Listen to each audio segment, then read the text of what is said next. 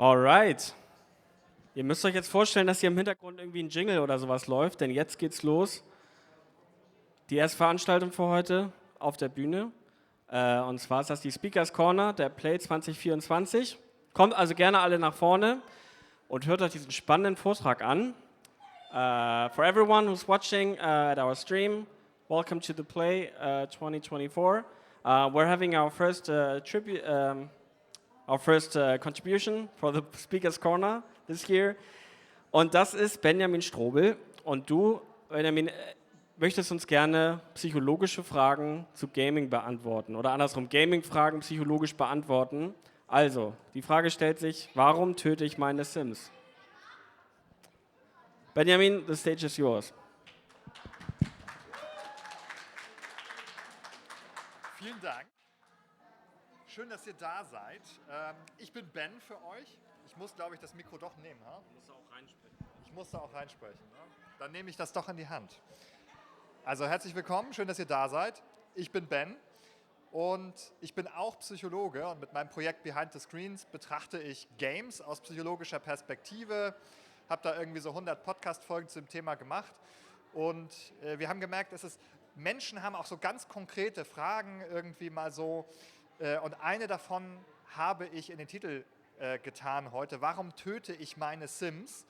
Das ist irgendwie etwas, wir haben festgestellt, viele Leute tun das. Wir können uns auch ansehen vielleicht, wie viele das tun. Es sind mehr, als man denkt, mehr, als man hoffen sollte. Aber warum tut man das eigentlich? Und die Antwort, behaupte ich, liegt irgendwo in der Psychologie von uns allen vergraben. Und ich möchte euch aber mitnehmen auf diese Reise hier.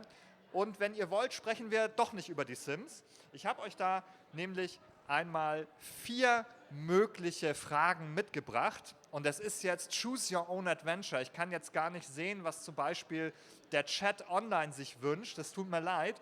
Aber ich kann mal so die Hände im Raum abzählen. Ja, ich stelle mal die Fragen kurz vor. Also warum töte ich meine Sims? Okay, haben wir im Titel, kennen wir. Oder interessiert ihr euch vielleicht dafür, warum horte ich eigentlich alle meine Tränke in meinem Inventar? Warum ist das Spiel durchgespielt und ich habe immer noch 100 Stück davon? Warum führen wir Konsolenkrieg? Ja, ist ein bisschen auch ein sehr altes Thema. Sega gegen Nintendo, Xbox gegen PlayStation. Warum sind wir da so verbissen? Warum nennen wir das Krieg? Das ist ja eine sehr starke Metapher, könnte man meinen. Oder aber interessiert ihr euch dafür, warum kaufe ich Games? Bei Steam, im Sale zum Beispiel, ist bestimmt wieder Half-Life 2 ist kostenlos. Jetzt auf Steam gehen, ich werde nicht dafür bezahlt, aber es ist im Augenblick kostenlos. Also wenn ihr das noch nicht habt, geht da mal hin und dann braucht ihr das auch nicht spielen. Ihr braucht das nur euch holen. Aber die Frage ist, warum macht man das eigentlich? Leute kaufen Games in Sales und dann gibt es in Steam so eine Kategorie, habe ich noch nie gestartet. Ja? Spiele, die ich nie gestartet habe. Und da gucke ich lieber nicht rein, da ist irgendeine Nummer von 200 oder so bei mir. Da könnte auch 1000 stehen bei dem einen oder anderen. Diese 4 Fragen habe ich euch mitgebracht und ich befrage jetzt einmal den Saal. Auch die Laufkundschaft macht mit. Hervorragend, schön, dass ihr da seid. Ihr dürft auch Platz nehmen, aber Hauptsache, ihr meldet euch jetzt dafür, welche Frage euch am meisten interessiert, auf die es eine psychologische Antwort gibt, wahrscheinlich. Warum töte ich meine Sims? Jeder hat eine Stimme. Wer möchte etwas über die Sims erfahren? Ich sehe 4 Hände. 4 Hände für die Sims. Warum horte ich meine Tränke im Inventar? 1, 2, zweimal die Tränke. Konsolenkrieg. Ja, keiner möchte hier einen Krieg ziehen, ist irgendwie nicht so witzig im Augenblick. Weg damit. Warum kaufe ich Games, die ich nicht spiele und horte die bei Steam? Habt ihr euch da hinten gemeldet für eine Frage? Für welche? Für die erste? Für die Tränke? Nee, für die dritte. Für den Konsolenkrieg? Okay, da gab es also doch 2 Meldungen. Aber nochmal, Games, die ich nicht spiele. Ich glaube, die Sims haben trotzdem gewonnen. Ja, der Titel hat euch angelockt und dann will ich es auch nicht umsonst versprochen haben. Wir gucken mal, wie viel wir schaffen. Vielleicht schaffen wir eine zweite Frage. Wahrscheinlich nicht. Wir gucken uns mal die Sims an. Also, warum töte ich meine Sims? Warum sollte ich das eigentlich tun? Wir schauen uns erstmal an, Wie viele Leute tun das eigentlich? Und hier ist so eine wunderschöne kleine Befragungsstudie mit 688 befragten SpielerInnen und hier kommt raus, 4 von 10, 40% der Spielerinnen töten ihre Sims. Und jetzt würde mich mal interessieren, was glaubt ihr denn, ist die beliebteste Tötungsmethode? Wie tun diese Leute das denn eigentlich? Auch das hat die Statistik erhoben. Genau, vielleicht mal so, hier ist so ein Herr aus der ersten Reihe. Was glauben Sie denn, ist die häufigste Methode? Bitte? Pool. Es ist der Swimmingpool. Da brauche ich mein Mikro gar nicht so weit strecken, ne? So weit geht das nicht. Swimmingpool ist die Behauptung. Wollen wir doch mal nachschauen. Tatsächlich, der berühmte Swimmingpool. Drowning in the Swimmingpool. Wer von euch hat denn Sims gespielt? Nochmal Hand hoch im Saal. Oh, das sind sehr viele. Und wer hat da Sims ertränkt im Pool von euch? Ah, da zeigen sich noch ein paar Hände. Ja. Also das waren mindestens 3 oder 4 Personen. Also wollen wir mal schauen. An zweiter Stelle, oh, ein Feuerchen entfacht. Da ist wohl beim Kochen was schiefgegangen. Manchmal auch mit Absicht. Oder, naja, vielleicht denkt man sich, oh, jetzt wo das Feuer schon mal da ist, wollen wir doch mal schauen, was passiert. Sie verhungern lassen, immer noch 12%. Habe ich noch einen? Ja, genau. Ach so, in einem Raum ohne Türen gefangen. Auch nicht schlecht. Ein Raum ohne Türen, das führt dann auch zu diversen Problemen, unter anderem auch dem Verhungern. Und dann gibt es noch eine Restkategorie von anderen möglichen Toden. Es bleibt die Frage, warum. Ich habe das mal in den sozialen Netzwerken einfach andere Leute gefragt, warum sie das denn machen. Und die erste Antwort, die ich bekommen habe, war, weil es geht. Eine andere Antwort, das Experimentieren. Mal so ausprobieren, mal gucken, was passiert. Mal schauen, wenn man einfach die Leiter entfernt. Also wie wird das Spiel darauf reagieren, was werden die Figuren tun? Also eine Idee von Neugier, spielerischem Experimentieren und Explorieren sind hier so ein bisschen die Triebfedern des Handelns. Und wir können das auch ein bisschen wissenschaftlich untermauern, was hier bei einigen Leuten passiert. Das nimmt jetzt noch eine interessante Wendung. Ich habe hier eine Studie mal mitgebracht aus der Psychologie. Und zwar hat man hier Kinder vor Süßigkeiten gesetzt. Das ist ja schon ein bisschen gemein. Und man hat aber einigen dieser Kinder verboten, sie zu essen. Ja, also ich stelle dir jetzt diese Kekse vor die Nase. Lecker, aber die darfst du nicht essen. Ja, also das gab ein explizites Verbot und demgegenüber gab es andere Kinder, da standen die Kekse auch auf dem Tisch und denen wurde aber kein Verbot erteilt. Und dann stellt sich heraus, diejenigen Kinder, die das Verbot bekommen hatten, die beschäftigen sich viel mehr mit diesen Keksen. Die können gar nicht mehr aufhören, diese Kekse anzustarren. Und auch ihre emotionalen Reaktionen auf die Kekse fallen stärker aus. Und das nennt die Forschung hier den Forbidden Fruit-Effekt, nämlich, dass die verbotene Frucht so ein bisschen auch die leckerste ist, zumindest ziemlich verlockend. Da möchte man, also wenn man da nicht reinbeißen soll, dann will man da gleich doppelt reinbeißen. Das ist so ein bisschen das Ergebnis auch dieser Forschungstradition, wo man Leuten Sachen hinstellt und sie dann ihnen aber verbietet. Und auch das hat sich auf meine Fragen wiedergefunden. Hier schreibt zum Beispiel die Theresa, ja, auf jeden Fall habe ich das schon gemacht. Irgendwo muss man ja die morbiden Fantasien ausleben, dafür sind Spiele ja auch da. Und das zeigt nochmal ein bisschen in eine weitere Richtung, die hier eine Rolle spielt, nämlich in Games darf man das auch, ja, was im echten Leben vielleicht verboten ist oder ziemlich sicher verboten ist, also eine Poolleiter abbauen und Leute ertränken oder ein Feuer starten, nicht so gut, aber in einem Game darf man das. Da passiert nichts Schlimmes, das ist nur Fiktion. Hier darf ich auch mal böse sein und so ein bisschen diese Fantasien ausleben, wo ich weiß, fürs echte Leben ist das nichts. Ja, also sowas wie Schadenfreude, eben Spaß haben, so wenn da mal so ein schreiender Sim brennend durchs Haus läuft. Ja, da kann man auch ein bisschen Schadenfreude erleben. Eben in Games ist alles nur gespielt. es folgen dem keine echten Konsequenzen. Das ist es natürlich. Das ist der ganze Sinn des Spielens, des Rollenspielens oder ein Zweck, den das Spielen erfüllen kann. Man darf sich konsequenzenfrei ausprobieren. Ja, man muss nicht fürchten, dass was Schlimmes passiert. Und das kann eben auch so ein Spielplatz der Erprobung sein. Also Games sind hier im Ergebnis ein gefahrloser Raum des Ausprobierens, wo man Verbotenes tun darf. Das heißt nicht, das muss man dazu sagen, dass man das auch im echten Leben tun würde. Das nämlich nicht, sondern das kann man unterscheiden. Und das ist, glaube ich, auch ganz wichtig. Also wer seine Sims im Pool ertränkt, ist kein Psychopath und keine Psychopathin. Ich kann Entwarnung geben für die 4 Leute, die sich gemeldet haben. Ihr seid sehr wahrscheinlich ganz normal. Zumindest ist das kein Zeichen dafür, dass etwas mit euch falsch ist. Ihr gehört zu 40% von Personen, die gerne mal experimentieren oder auch mal ihre böse Seite im Spiel ausprobieren wollen. Ich nehme hier natürlich auch Fragen und Zwischenrufe entgegen, sollten die auftreten. Aber ansonsten würde ich sagen, wir haben jetzt noch so die Hälfte der Zeit übrig und das heißt, wir schaffen doch noch eine zweite Frage. Die Sims sind raus, also dürft ihr euch jetzt nochmal umentscheiden. Wer von euch würde denn jetzt gern noch mal ein paar Minuten etwas darüber erfahren, warum ihr, ja auch du, also vielleicht machen wir mal Hand hoch, wer hortet denn solche Tränke oder andere Items im Inventar? Die Schuldigen melden sich. Das sind ja schon fast 50% im Saal, meine Güte. Dann, wer von euch möchte auch diese Frage jetzt gerne hören? Ihr wisst schon, warum ihr es macht, naja. Ja, 5 Personen.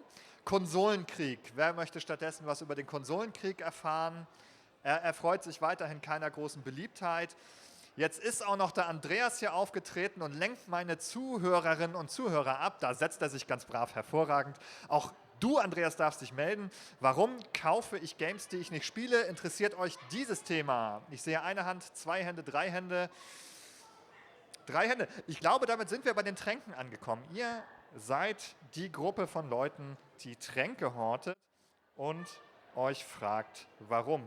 Hier habe ich so ein schönes Bild aus Skyrim. Das ist eigentlich nicht das, was gemeint ist. Wir sehen hier also so einen riesigen Haufen von so kleinen Fläschchen, die man in Skyrim auch aufsammeln kann. Und dann kann man die schön mit der Ingame-Physik aufeinander türmen und warten, bis das Spiel crasht.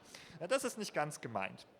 Was ist gemeint? Gemeint ist etwa das hier, was dieser Reddit-Poster geschrieben hat. Ich glaube, ich habe ein Potion-Hoarding-Problem.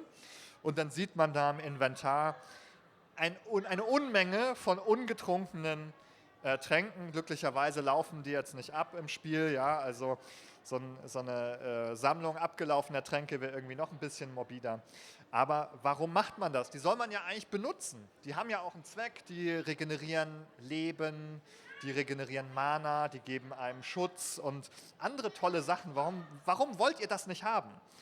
Ja, das ist auch eine Feststellung, die der Eugen gemacht hat. Ich horte sie für den Moment nach dem Abspann, wo ich sie sicher gebrauchen kann. Ja, also für den Moment nach dem Abspann, da kann man sich dann so in Ruhe hinsetzen, in den Sonnenuntergang schauen und 150 Tränke runterschlürfen. Das ist so ein bisschen die Vorstellung. Natürlich braucht man die überhaupt nicht mehr, wenn das Spiel vorbei ist. Da hat man ja alles geschafft. Das ist also eigentlich Quatsch. Also das Problem ist, man bewahrt sich das alles auf. Tränke, das können auch andere Items sein, kann ja alles Mögliche sein. Ja? Und das könnte jede Menge, der Bossfight hätte nur die Hälfte der Zeit gedauert. Man hätte einen Anlauf weniger gebraucht. Man hätte sich schützen können, alles wäre glatt verlaufen. Stattdessen hat man sich lieber die Zähne ausgebissen und alle Tränke behalten. Dann ist das Spiel zu Ende und man hat sie sich völlig umsonst aufbewahrt. Ja, sie erfüllen jetzt überhaupt keine wichtige Funktion mehr. Warum tun wir das? Warum horten wir Tränke und benutzen sie nicht?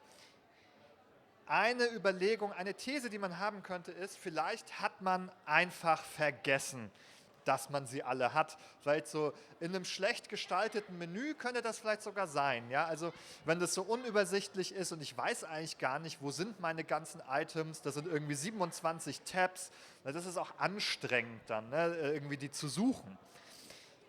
Ne? Oder genau, das folgt dem dann, man findet sie nicht wieder. Ich weiß, ich habe die doch eingesammelt, ja. jede Truhe ist ein Trank und ich würde den auch gerne trinken irgendwie, aber jetzt mache ich dieses Menü auf und finde es einfach nicht wieder. Ja, jede Menge bunte Gegenstände, was weiß ich, was das alles sein soll, aber meinen Trank finde ich jetzt in dieser Überflut überhaupt nicht wieder. Und ein Begriff, den es dafür in der Psychologie gibt, ist die kognitive Arbeit. Etwas, das wir gerne vermeiden, nämlich könnte das zum Beispiel sein, dass eben das Sortieren, Beschreibungen lesen, überlegen, okay, erstmal, was ist das überhaupt für ein Trank? Ja, was macht denn der? Resistenz, was war nochmal Resistenz? Gegen was eigentlich? Feuer, brauche ich das gerade?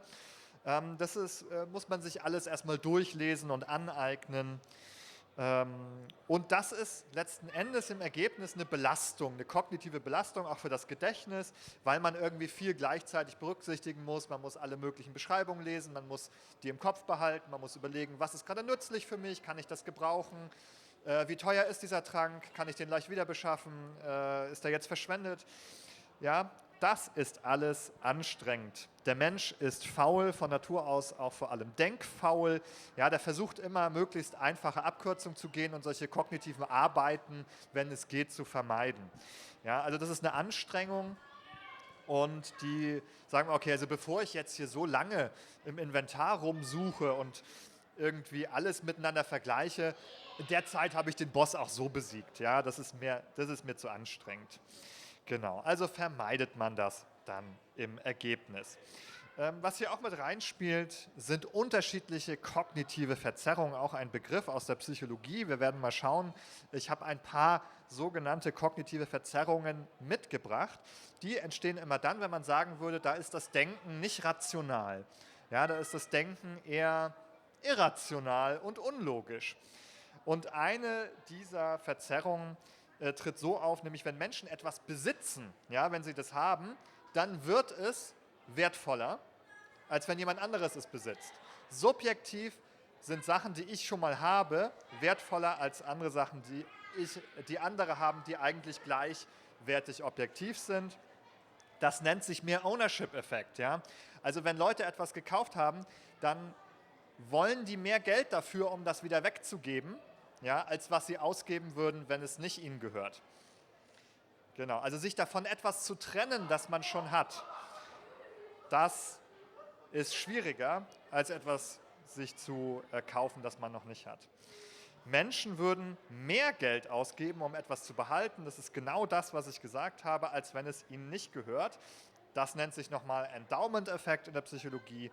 Und es gibt noch einen weiteren, der hier eine Rolle spielen kann, nämlich gewichten Menschen Verluste stärker als Gewinne.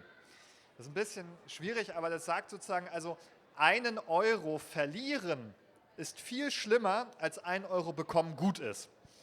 Ja, also 1 Euro bekommen ist so nett, aber 1 Euro verlieren ist schon irgendwie scheiße. Oh, den Euro hätte ich aber gut gebrauchen können. Es ist jedes Mal 1 Euro plus oder minus, aber man findet in Studien in der Forschung heraus, verlieren fühlt sich schlimmer an, als bekommen sich gut anfühlt. Schade. Wäre ja schön, wenn es andersrum wäre.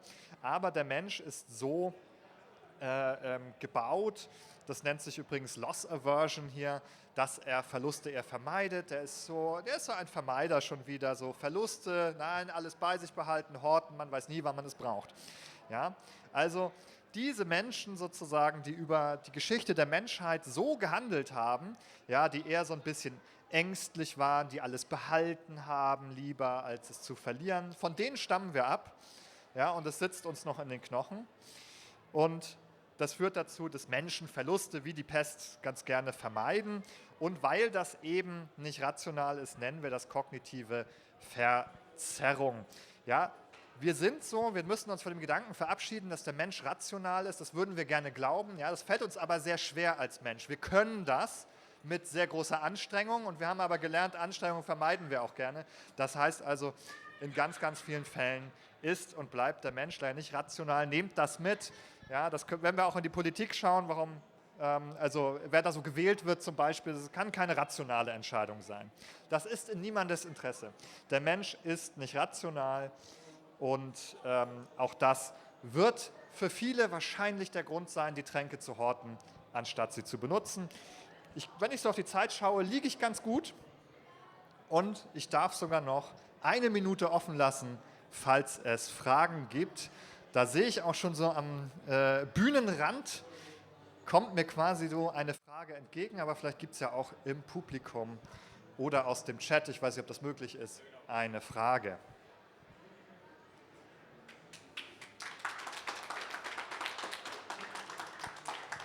Passt wunderbar. Vielen lieben Dank und bleibt für dieses Thema mit Ressourcenmanagement und generell auch, warum man sich vielleicht manchmal etwas unethisch verhält, unbedingt dabei. Denn Joanna wird uns nachher zu diesem Thema auch noch was erzählen. But at the moment, so thank you very much, Ben. Thanks for asking these questions to us. So our next contender would be Maria, and she will be telling us something about indie games development and publishing, which is very interesting, and which also has something to do, at least, with resource management, which can be tricky at times with limited resources. So yeah, give it up for Maria.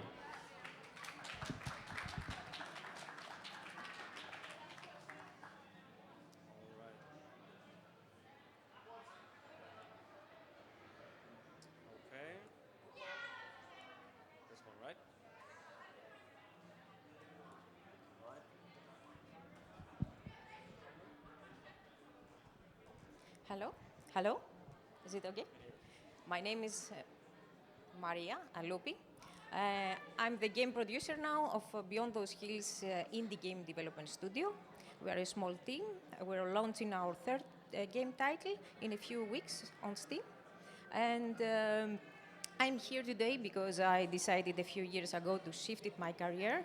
After a long time dedication in music, I was a piano concert and teacher and curator of music and art events. And I decided to go in this area.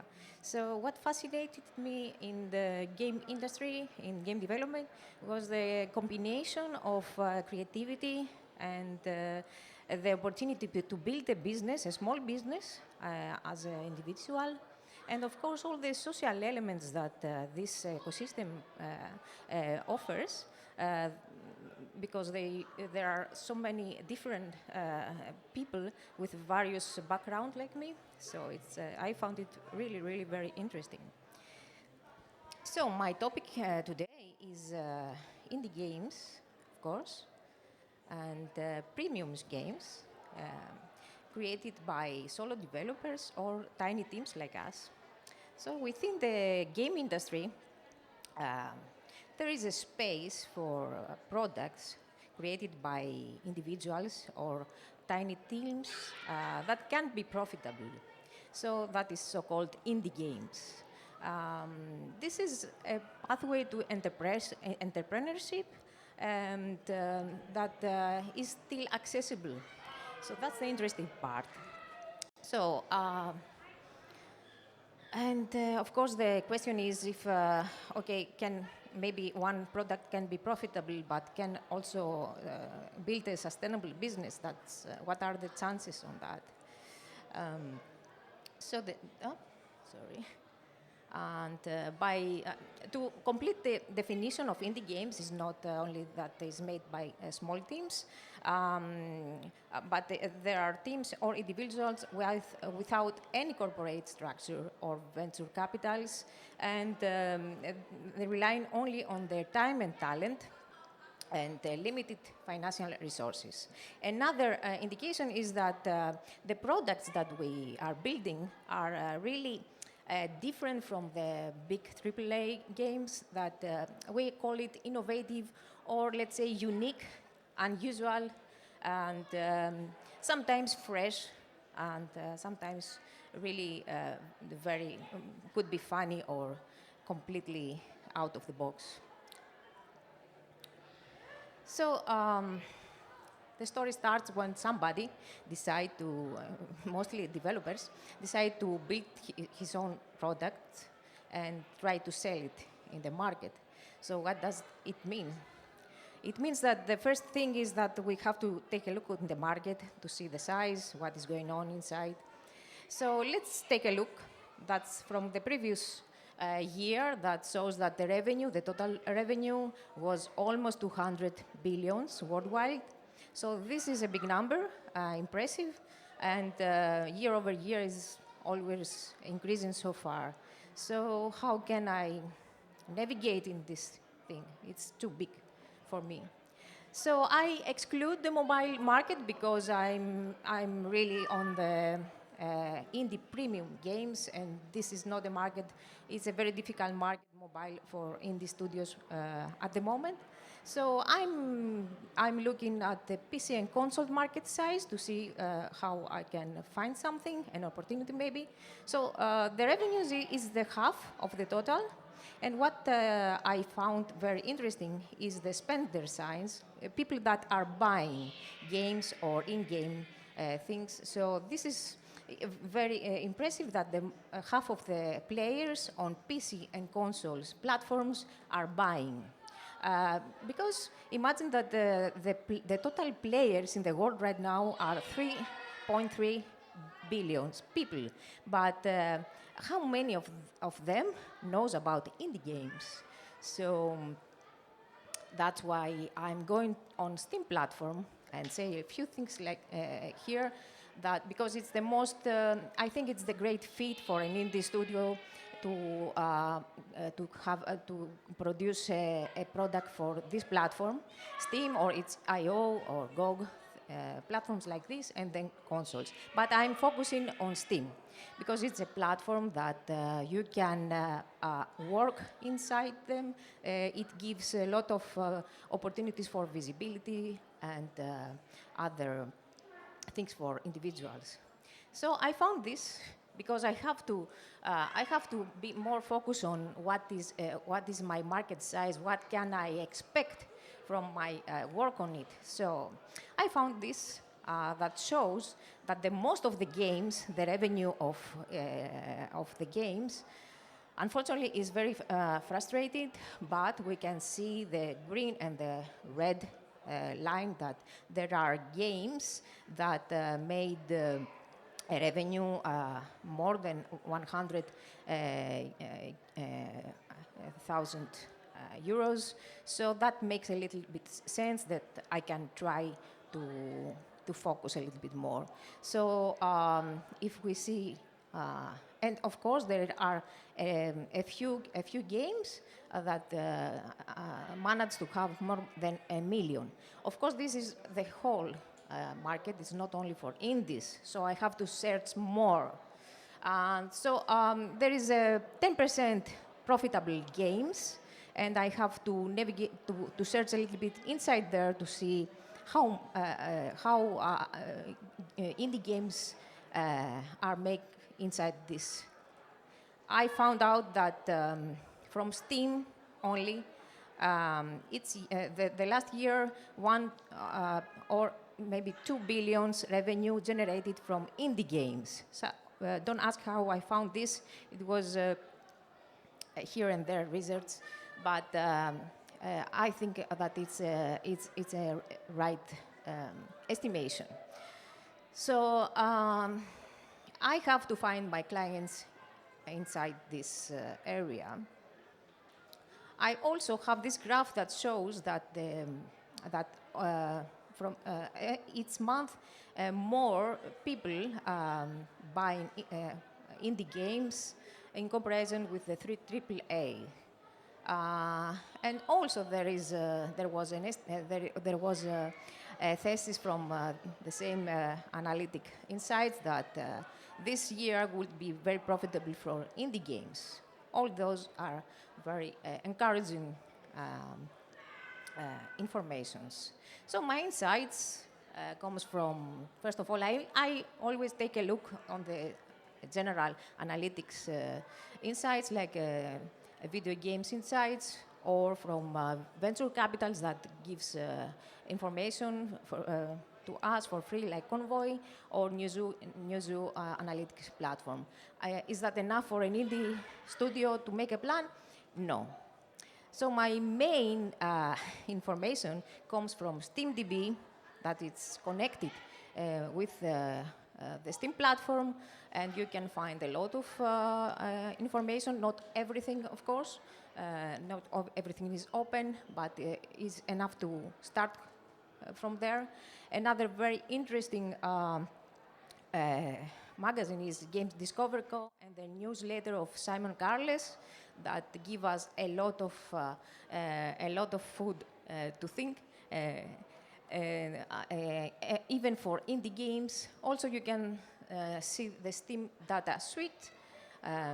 But the most important was to discuss with other indie marketeers and other indie studios to see, because it's a very practical work, what we have to do with our decisions and how to work with Steam or with any platform. It's difficult to find it in a text somewhere on Google. Very difficult. So the indie developer has to do everything itself, from development decisions of what to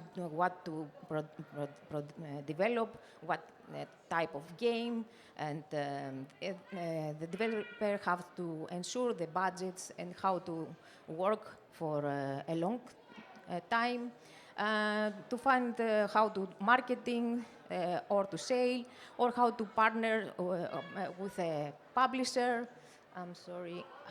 And to decide all this, we have to find really what is our market fit, what we can develop, what it is possible to develop with limited resources. And if you find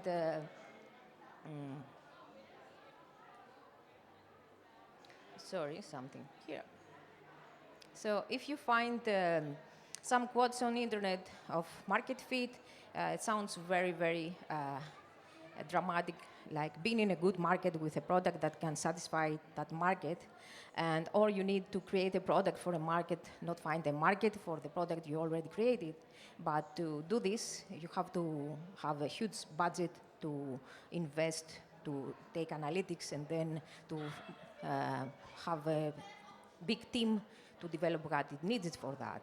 So the indies, what we are doing, we are finding some niche markets from other products similar to us, and trying to find a good idea to do the same thing. So a very useful thing is if we do the right move with social medias or with good visibility on the platform, we can, if we are lucky, we can create a whole community around our products.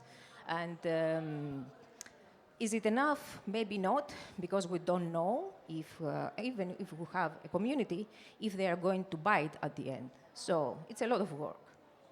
So another interesting thing is because we are hearing a lot from publishers or investors, if somebody discusses with investors, of course, in the games, it's not very common. So what is competitive games? Because we are hearing a lot, and they are asking for us to identify some competitive games that are close to our game. So is it really the case for us?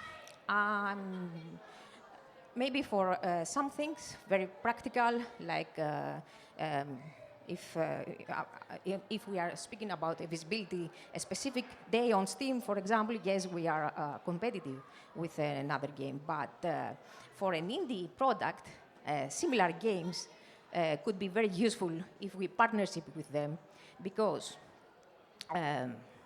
if we create a product that we are going to sell one time, our clients will buy it, and that's it. We don't have another game to give them next month. So that means that we can, each game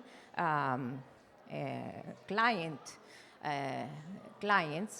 if it is a circle or a scheme like that, if we find similar games, we can use cross-market or somehow partnership with them, maybe create a bundle to to sell the games or to work on social media to support each other, because we can have some of their clients just to inform them that this game might be interesting for you. So competitive games is not exactly competitive for indies, but could be very useful to work each other.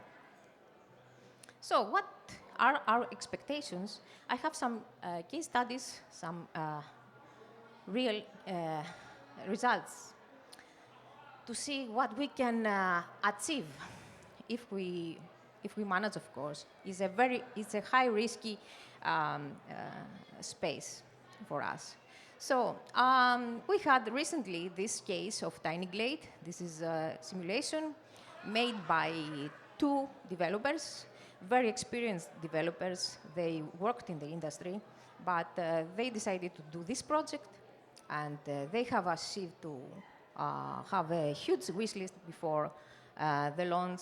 And what worked for them, I think all parameters like social media worked, visibility on platform works, and word to mouth worked very well. So they did the launch recently, and they have more than 300,000 sales, and that means it's more than 3 million of revenue, and it's just two developers without a publisher or investor. So I think it's very interesting to see this. How we are seeing how we estimate the scale of the sales is if we see the Steam page, if we see the reviews, we can multiply with some numbers and have a very fast estimation of their sales or maybe their revenue. You can ask me if you want. You can PM me. And so I have another case here. Is a small studio, Rusty Lake, and this is an old studio around a decade that is still there. So they created some escape room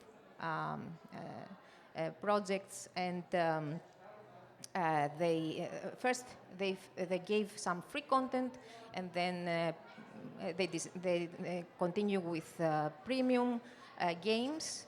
But what they have done, they created an IP like big companies do, and there was a big noise around these projects. They created a huge community. A lot of thousands of people are following them, and really very, very close to the studio. And every year they give new content, a new game, small game, around 1 hour, and each time was really profitable. If you can see the numbers, I have the latest two. This is each time more than 1 million from every game. So I call this as a sustainable small business, because they remain two developers. They just hired 3-4 employees, and this is a tiny team that continues to do this for a decade. And just a comparison with a project that are not really related, because this is a simulation, but a very successful simulation, Townscaper, made by a solo developer that after his exposure to the social media, and it was really a successful announcement, he partnership with a very well-known publisher, with Raw Fury, and of course the project went very well. If you compare the numbers with the previous case that I mentioned, it's at least 3 times bigger. But if we want to decide what's best for us, we have to consider all parameters that has to do with a partnership with a publisher, because there are shares, there are more investments from their part that they have to take it back. So you have to know what it means and to calculate everything. So there are some other cases because it's not only the millions of revenue. Sometimes we can have a goal that are really very lower. So I have some other cases like Dystopica. This is a solo developer that created a simulation, a building simulation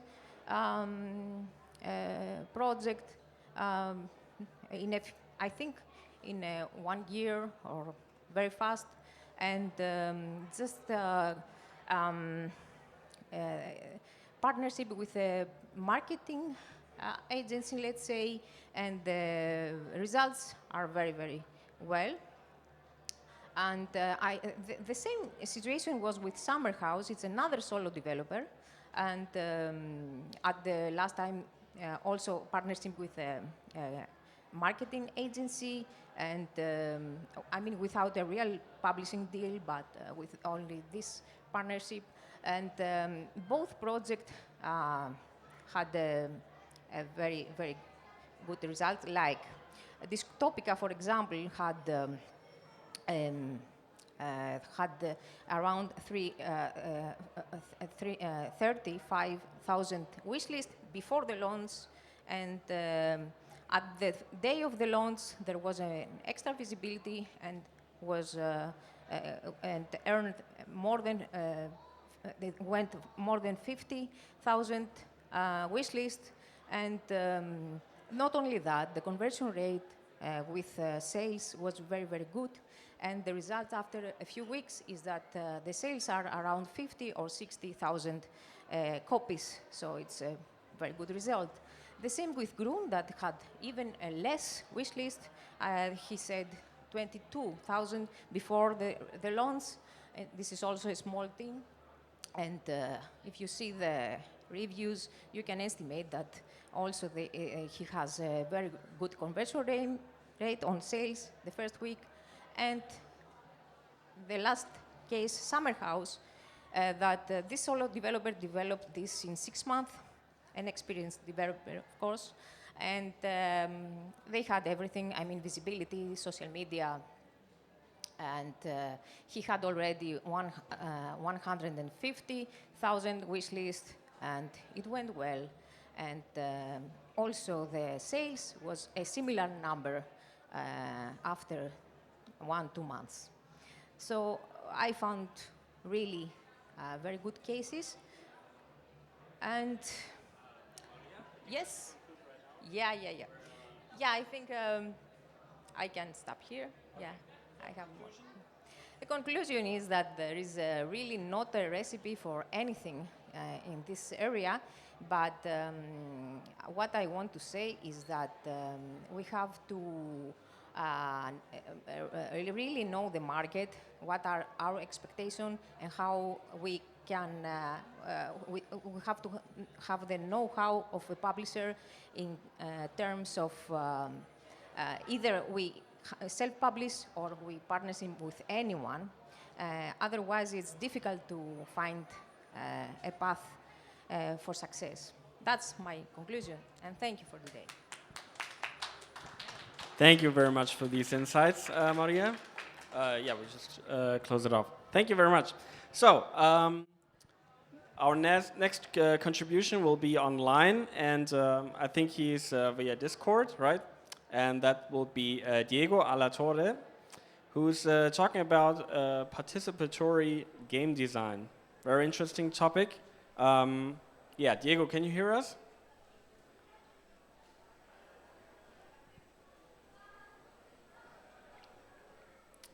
Yeah, we sure are not able to hear him. But I guess he'll be there in a minute. So is everything having a good time so far? Yes? Yeah, okay. I see people nodding their heads. That's great, awesome. Diego, there you are.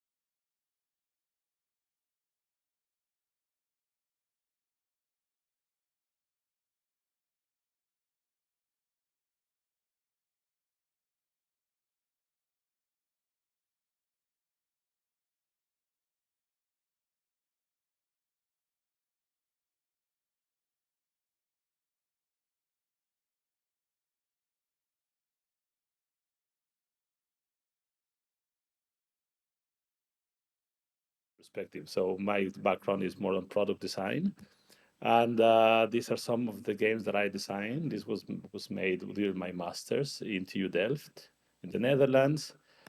And after I finished my master, I went back to Mexico and I started teaching at the same university where I did my bachelor. And that's where I've, let's say, gained most of my experience designing games and understanding games as vehicles for social interaction. And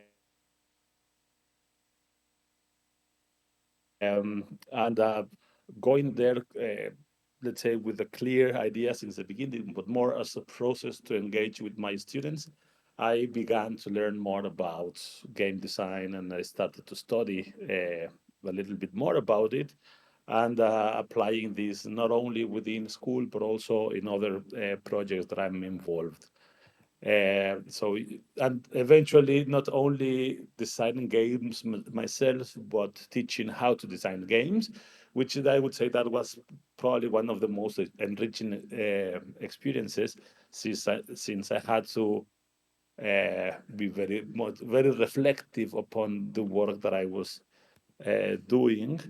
And eventually, this led me to understand games as systems, which is, let's say, what have also allowed me to uh, uh, explore this experience, this topic or this field outside Mexico. And so I've been collaborating also with the KIST in Cologne, with the International School of Design.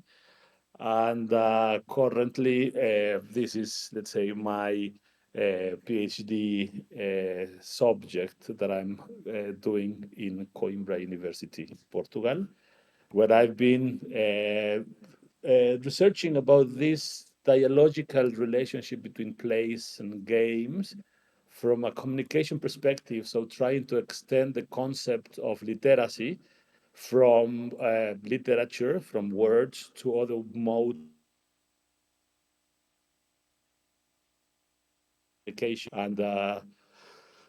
and also yeah, so like more like, let's say, thinking of game of play more as an attitude that has to do with that intention. So like something that we as designers want to share with the world, but that actually makes only sense in the moment that it reaches the people that are playing with that. So this relationship between the intention and the play experience is something that has also allowed me to study games mm, a little bit broader, let's say, because probably if you have tried to read something about games studies, it's mostly written by people that work with video games, which tend to have a focus on what happens inside the game. No? So, like most game studies, think about game as something that happens already inside a computer. And I know because of the industry, it makes a lot of sense. But from a didactic or let's say more social perspective, I'm more interested in how games and play can be a way to relate with other people, and particularly also like trying to bridge this idea of that it's not me that designed the game for other people to play my game, but trying to engage players in a critical and creative process uh, to have, like, let's say, a more horizontal relationship that could potentially also help us to bridge the gap that currently exists in education between teachers and students. So what like as a professor, I'm interested also to change these power dynamics that happen normally in schools, where the teacher is, let's say, the owner of the knowledge, and the students are just empty boxes that need to be filled. I don't agree with that. So in this relationship, like through playing, I'm looking to involve people into critically reflecting on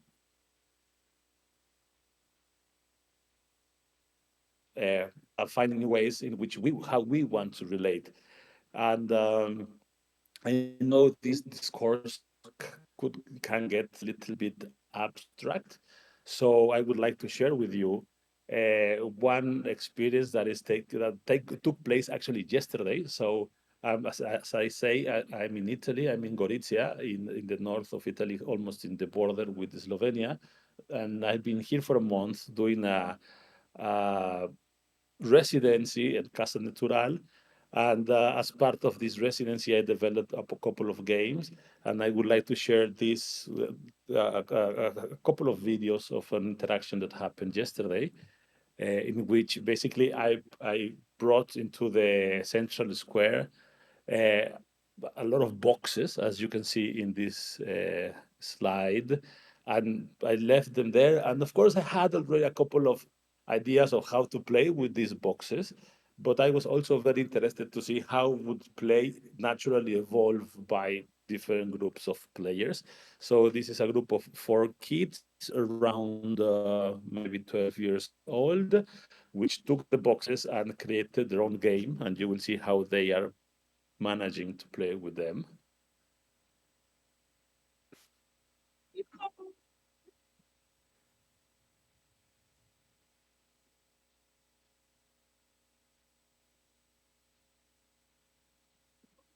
So I think you may not be able to hear the sound. But basically, they are just very excited that they managed to put the 2 boxes on top of them. And what I like interesting about it is how this simple object that is a box, a cardboard box, eventually has like a completely other meaning. And and the square that it's some like it's a space that is supposed to be there for public enjoyment has also become a little bit, let's say, empty. And by this activity, like the idea was also to invite people to approach the public space and to relate to it in different ways.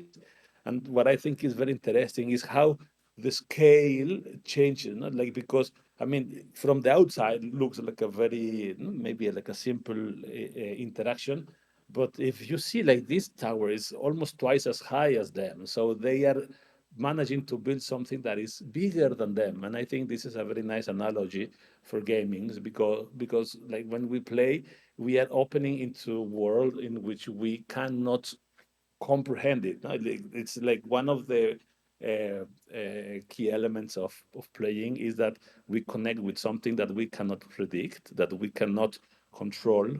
No? And it is through play that we manage to engage into a creative and non-stressful relationship with these systems. And well, after they build it, of course, the fun part is also deploying it.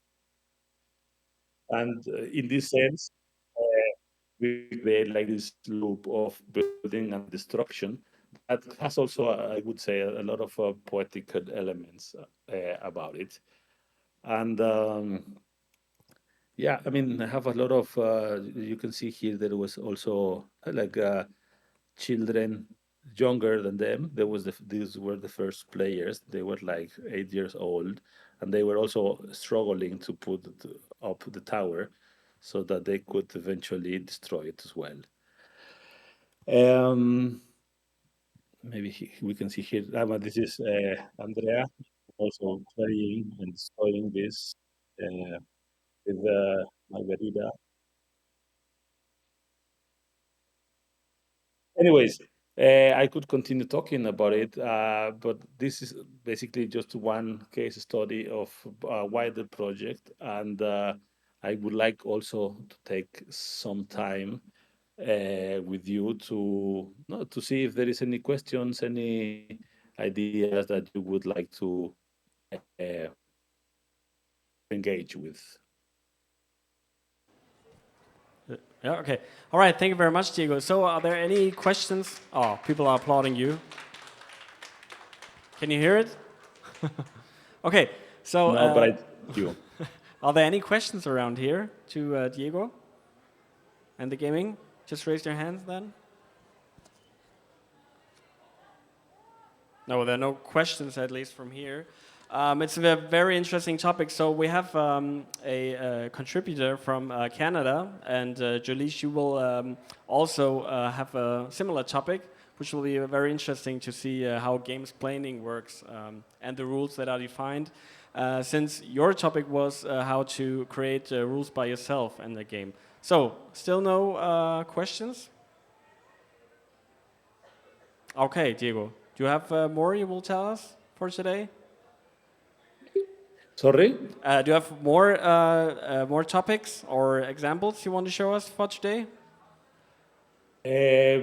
I mean, I could continue talking for hours, but I think you have also a very busy schedule. So I'm satisfied with this, and I will maybe leave only my email with you. So if there are some questions that come afterwards, Oh, that's a good you idea. can also write me an email. All right. Okay. Well, thank you so much. Then I think we can give you another hand. And yeah, very interesting topic, Diego. Thank you very much for receiving me. This is my third year in Play Festival. I hope next year I can be there in person. Sure, awesome. Okay, greetings out to Italy then. Okay, so our next contributors, if they are ready, die werden nämlich auf Deutsch den Vortrag halten. Und zwar haben wir Kimli und Bene, die sich auch als Chatpoint nennen oder bezeichnen. Und sie möchten uns was erzählen über Gerechtigkeit auf der Rainbow Road. Ist Mario Kart eine gesellschaftliche Utopie? Sehr kontroverses Thema, wahrscheinlich das kontroverseste, was wir heute hören werden. Aber ja, falls ihr noch nicht da seid, kommt gern vorbei. Wir sind hier drüben bei der Speakers Corner. Ihr müsst einfach nur eurem Gehör folgen und dann werdet ihr die Bühne schon finden. Und wir sind gerade dabei, es hier nochmal aufzusetzen. Die Karten werden sortiert. Das Mikrofon wird gecheckt, Kimli. Passt es? Ich glaube. Guck mal, da hören wir dich. Alles klar. Also viel Spaß mit der Rainbow Road und kommt gerne vorbei bei der Speakers Corner zur 17. Play 2024. Viel Spaß. Dankeschön. Dankeschön. Nice. Ja, geil, dass ihr hier seid. Wir freuen uns sehr. Ich bin Kim Lee. Ich bin Bene. Kommt gerne ein bisschen ran, wenn ihr Fans von Mario Kart seid. Weil ich glaube, es gibt Leute, die Mario Kart hier feiern und kommt gerne ran. Wir erzählen euch ein bisschen was über das Spiel. Ich sehe auch, dass unsere Präsi nicht hier oben ist. Ja, sieht man die auf den Außenbildschirmen? Nee, noch nicht. Sieht man auch nicht. Da müssen wir ein bisschen warten. Ja. Das ist nämlich auch unser Storytelling-Device hier. Genau. Ah ja, genau. Da sind wir. Ihr seht, wir haben das höchst professionell vorbereitet mit schönen Comic Sans und dachten halt, ja, gut, wir wollen ein bisschen so lockerer mit euch quatschen, also machen wir auch eine lockere Präse. Unser Thema heute ist Gerechtigkeit auf der Rainbow Road. Ist Mario Kart eine gesellschaftliche Utopie? Und die Rainbow Road ist hier auf jeden Fall nur als Metapher. Wir wissen, eigentlich ist es nicht so eine Utopie da. Bei mir geht der Puls eher hoch. Ich weiß nicht, wie es bei dir ist. Ja. Aber ja, wir würden direkt mit einem Szenario einsteigen. Bene, magst du uns immersiv einführen? Genau. Ist euch das auch schon mal passiert? Ihr rasiert die Rennbahn, nehmt jeden Drift mit, ihr seid richtig geil, die ersten 2 Runden bei Mario Kart seid ihr auf der ersten Position und dann kommt dieser scheiß blaue Panzer und mir fallen die Karten runter. Es passt Das sehr gut gehört zusammen. alles dazu. Genau, alles so inszeniert. Ja. Dann kommt dieser blaue Panzer und wir haben jetzt hier oben so ein Ding eingeblendet. Ich versuche das mal wieder wegzukriegen. Es läuft super. Dankeschön. Es ist passend zur Präsentation. Genau, der blaue Panzer kommt, erwischt euch, ihr habt richtig rasiert vorher. Genau, und dann kommt auch noch irgendwie eine Banane rein, die ihr übersehen habt und die ihr reinfahrt. Und auf einmal seid ihr irgendwie auf dem 4. Platz, ihr seid im Mittelfeld.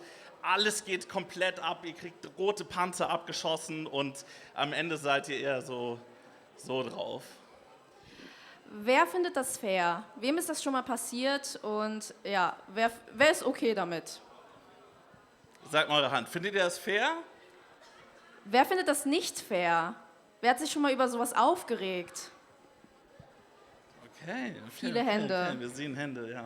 Ja, ich kann das sehr gut fühlen. Ich reg mich bei sowas extrem auf, weil ich unglaublich kompetitiv in Spielen bin. Ich habe auch schon einmal Tränchen bei Risiko vergossen, weil ich immer sehr heated bin und im Moment. Und ja, ich glaube, wir kennen es auch. Also das Ding bei Mario Kart ist ja auch, man ist im Splitscreen, wenn man mit Friends spielt. Und dann schaut sich jeder auch so seinen eigenen Bildschirm an und ich denke immer so, oh mein Gott, ich war richtig gut, gucke nach links und rechts und niemand bemerkt das. Und dann, wenn ich dann erwischt werde vom blauen Panzer und dann sage, ey, das ist voll unfair, dann sagen alle anderen nur so, ja, du hast bist gut gefahren, ne? Aber for real, ich glaube, wir kennen den Moment. Und ja, viele Leute finden deswegen, dass das Power-Up-System, also diese Würfel, durch die man fährt, ziemlich fair ist, weil es ja unterschiedliche Items gibt. Das Prinzip ist ja, wenn du vorne bist, kriegst du halt so eine Banane oder eine Münze und wenn du hinten bist, dann hast du auch schon mal den, wie nennt er nochmal, Bullet Billy? Bullet Bill. Bullet Bill. Bullet Bill. Und deswegen sagen Leute, was ist, wenn wir denn nicht die gesamte Gesellschaft danach ausrichten würden? Ist Mario Kart nicht mega fair? Sollten wir dieses System nicht für unsere Wirtschaft adaptieren? Hier zum Beispiel ein Tumblr-Post, wo jemand auch im Wortlaut sagt auf Englisch, Mario Kart System, je näher du an der 1 dran bist, desto schwächer werden deine Power-Ups, ist das ideale Modell für deine Wirtschaft. Klingt ja erstmal logisch, oder? Weil das würde bedeuten, dass wer schwächer ist oder ärmer, bekommt mehr Hilfe. Ihr habt dieses Bild sicher auch schon mal in der Originalversion irgendwo gesehen. Also wer schwächer ist, wer ärmer ist, bekommt mehr Hilfe. Das würde bedeuten Bedarfsgerechtigkeit. Auf der linken Seite wiederum, also auf dem anderen Bild daneben, sehen wir, wie das aussieht, wenn alle die gleichen Chancen, die gleichen Items hätten, oder nicht die gleichen Chancen, aber die gleiche Unterstützung. Da sehen wir, dass es vielleicht nicht für alle gleich aufgeht, sondern wir müssen uns darauf konzentrieren, wer schwächer ist und dieser Person vielleicht ein bisschen mehr helfen. Es gibt aber auch Leute, die sehen das komplett anders, so wie er hier zum Beispiel. Ich will nicht, dass er gehatet wird. No front, das ist nur ein Beispiel. Und er meint das vielleicht auch ironisch, aber das ist Etienne Gardet von den Rocket Beans. Und der hat in einem Game 2 Video mal gesagt, dass er Mario Kart, die neueren Mario Karts überhaupt nicht feiert, genau wegen diesem Rubberbanding-Effekt. Und hat gesagt, dann kriegst du 8 Sterne und 7 Blitze und den blauen Panzer, du fährst die ganze Zeit scheiße und gehst als Zweiter ins Ziel. Ich finde nicht, dass mangelndes Fahrkönnen am Ende belohnt werden soll. Was ist das für eine Pädagogik? Da mache ich nicht mit. Ist eine Position, die man haben kann, was Videospiele angeht. Und worauf man das auch runterbrechen könnte, wäre dieser schöne Satz, Leistung muss sich wieder lohnen. Das habt ihr sicher auch schon mal gehört. Aber, ob der so schön ist, das kann man debattieren. Ja, genau. Aber was ist Leistung überhaupt? Also wenn man jetzt so richtig trocken nochmal so sich eine Formel anschaut, P gleich W durch T. Das ist aus dem Physikunterricht, oder? Ja, ich war nicht so in Physik so auf der Höhe, aber im Grunde Leistung ist die Menge an Arbeit, die ihr durch die verstrichene Zeit teilt. Das heißt, wenn ihr viel Arbeit schafft mit nur wenig Zeit, dann habt ihr theoretisch eine hohe Leistung. Und klingt erstmal cool, aber ist ja jetzt nicht immer so der Fall, ne? Also was ist, wenn ihr nicht arbeitet, aber euer Geld für euch arbeiten lässt? Man kennt das ja auch aus der Wirtschaft, wenn man viel Kapital hat, dann hat man natürlich auch Investitionsmöglichkeiten. Du kannst dir ein Haus kaufen, du kannst Wohnungen kaufen, Eigentum, die Einnahmen durch die Miete bekommen, du kannst dein Geld auch in Aktien stecken. Und natürlich fließt da auch Recherchearbeit und so ein, aber mit mehr Privilegien ist es natürlich auch einfacher, sein Geld zu mehren, auch passiv. Und auch dieser Zugang zu dem Wissen, ne? Wie mehrst du dein Geld? Da hat ja jetzt auch nicht jede Bevölkerungsgruppe oder jede Person einen Zugang zu halt. Und man will es nicht glauben, aber auch in Mario Kart gibt es Privilegien. Das fängt bei sehr basic Sachen an, wie zum Beispiel, hast du Hände, mit denen du das Spiel steuern kannst? Hast du gut genug Augen, dass du überhaupt den Bildschirm siehst? Oder hast du überhaupt auch Zeit, Mario Kart zu trainieren? Oder musst du irgendwie 10 Stunden am Tag auf dem Bau schuften und hast überhaupt keinen Kopf mehr dafür, am Abend Mario Kart zu zocken? Oder hängst dich lieber voll in eine Streaming-Plattform und lässt dich voll berieseln ist das Wort, Dankeschön. Und genau daraus entsteht diese Idee der Bedarfsgerechtigkeit. Und Sorry. Upsi. Und wie die Items in Mario Kart verteilt werden, dass eben alle eine Chance haben zu gewinnen. Und in Mario Kart gibt es tatsächlich auch noch mehr Möglichkeiten, quasi schwächeren oder weniger privilegierten Leuten zu helfen im Steuerungssystem zum Beispiel. Das klingt jetzt alles natürlich schön und gut und Regenbogen. Die Frage ist natürlich, ist das wirklich so? Und es gibt natürlich viele kluge Menschen im Internet, die da auch wiederum gegen debattieren. Und auch wir haben da ein bisschen so eine Kritik, nämlich bei dem Freundchen hier. Der blaue Panzer. Manche Leute vergleichen ihn mit der Reichensteuer und Erbschaftssteuer. Es gibt auch den Tweet Blue Shell the 1%. Genau. Und die Frage ist ja, ändert das wirklich was an den Gegebenheiten? Weil ich weiß nicht, wenn ich spiele und ich werde abgeschossen von der Blue Shell, weil ich immer auf Platz 1 bin, nee, aber dann rast der zweite vielleicht an mir vorbei, der dritte, die vierte Person, aber die Person auf dem 9. Platz von ganz hinten, die das abgeschossen hat, ich weiß nicht, ich sehe die nicht so oft. Ja. Ich weiß auch nicht, ob sie so viel davon hat, weil im Mittelfeld, ich glaube, ihr kennt das alle, wenn man ganz vorne ist und nach hinten geworfen wird, geht das richtig hart zu. Man wird richtig zugeballert von Feuerblumen und Panzern und alles. Und es ist gefühlt viel schwerer, aus dem Mittelfeld rauszukommen, als sich den vorderen Preis zu sichern. Und das ist halt auch das Ding, wenn du im Mittelfeld bist, also übertragen wir das mal gesellschaftlich, Mittelschicht, Unterschicht, dann musst du ja auch alle Items rausballern und überhaupt nach vorne zu kommen. Heißt, wenn man das irgendwie sich auch wirtschaftlich anschaut, da gibt es ja auch viele Studien zu, dass viele Menschen aus der Unter- und Oberschicht einen höheren Anteil von ihrem Gehalt auch wieder ins wirtschaftliche System zurückgeben, weil sie konsumieren müssen, weil sie eben das Geld nicht woanders noch lagern können oder auch nicht wissen, wo man halt so mit den Steuern so ein paar Tricks machen kann. Bedeutet, auch hier haben wir, dass wir auch die Items da rausschießen und die Leute, die vorne sind, ja oft auch ihren Shell, also ihren Panzer hinten rankleben oder die Banane und ganz convenient auf den richtigen Moment warten, wenn zum Beispiel ein anderer Panzer nach vorne geschossen wird, dass sie den dann erst loslassen. Das heißt, es kann unter anderem auch als Luxus gesehen werden, dass man den richtigen Zeitpunkt wählt, um eben ein Item zu verwenden oder zu konsumieren. Genau, in kurz, ihr Geld fließt dann, das Geld der Mittelschicht fließt zurück ins System, während die Reichen sich schön ihr Geld und ihre Items bunkern können, die vorne dran sind. Und wenn euch das irgendwie alles so ein bisschen bekannt vorkommt, im Grunde reden wir, wenn wir über dieses Thema sprechen, über soziale Gerechtigkeit. Und wir zwei und unser lieber Kollege Tobi, der noch bei uns im Team ist, der gerade in Japan ist und deswegen nicht hier dabei sein kann, ja, wir sind davon überzeugt, dass man von Spielen, in denen man sie sich mal richtig anguckt und so richtig zerdenkt, dass man da sehr viel über unsere Gesellschaft lernen kann, weil Spiele einfach Produkte sind, die aus unserer Gesellschaft entstehen. Und man sieht zum Beispiel in Animal Crossing, das ist eine Welt, in der passiert Handel, es wird gesteuert von Arbeit und von Verschuldung. Wenn man sich Otome-Games, also zum Beispiel Dating-Games anguckt, da werden alternative Dating-Szenarien geschaffen, in denen Frauen vielleicht auch mal unter Kontrolle haben in so einer Dating-Situation. Und wir sehen, in Spiele fließen die Weltbilder von EntwicklerInnen ein und sie verarbeiten darin auch sehr viel, auch bei Spielen, wo man vielleicht nicht als erstes drüber nachdenkt, wie zum Beispiel Mario Kart oder Animal Crossing. Ja, Animal Crossing auch geil. Da habe ich auch mit meinen POC-Friends drüber gesprochen, dass es ja eigentlich auch voll die Parallelen hat zur Kolonialzeit manchmal. Ja, also du gehst da so auf eine fremde Insel, denkst so, geil, Ressourcen, rodest alles, machst so eine schöne Spinnenfarm, zerstörst jeden Stein und hackst das ganze Holz runter.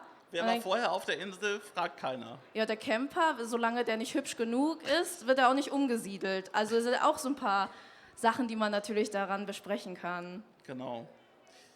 Genau. Ja, und das wollen wir alles herausfinden bei Chatpoint auf Twitch. Da seht ihr uns auf Twitch. Haha, es war alles Schleichwerbung. Wir sind auf Twitch, wir haben einen Kanal und genau, das machen wir wie gesagt mit Tobi und wir stellen uns da eben solche Fragen, ne? Also auch andere Fragen, wie zum Beispiel, wir waren auf der Gamescom, da haben wir auch Valentina kennengelernt, die ja auch hier kuratiert hat beim Play Festival, Valentina Birke, und waren da zum Beispiel in der Arena Booth. Arena Booth, Indie genau, Arena ja. Booth.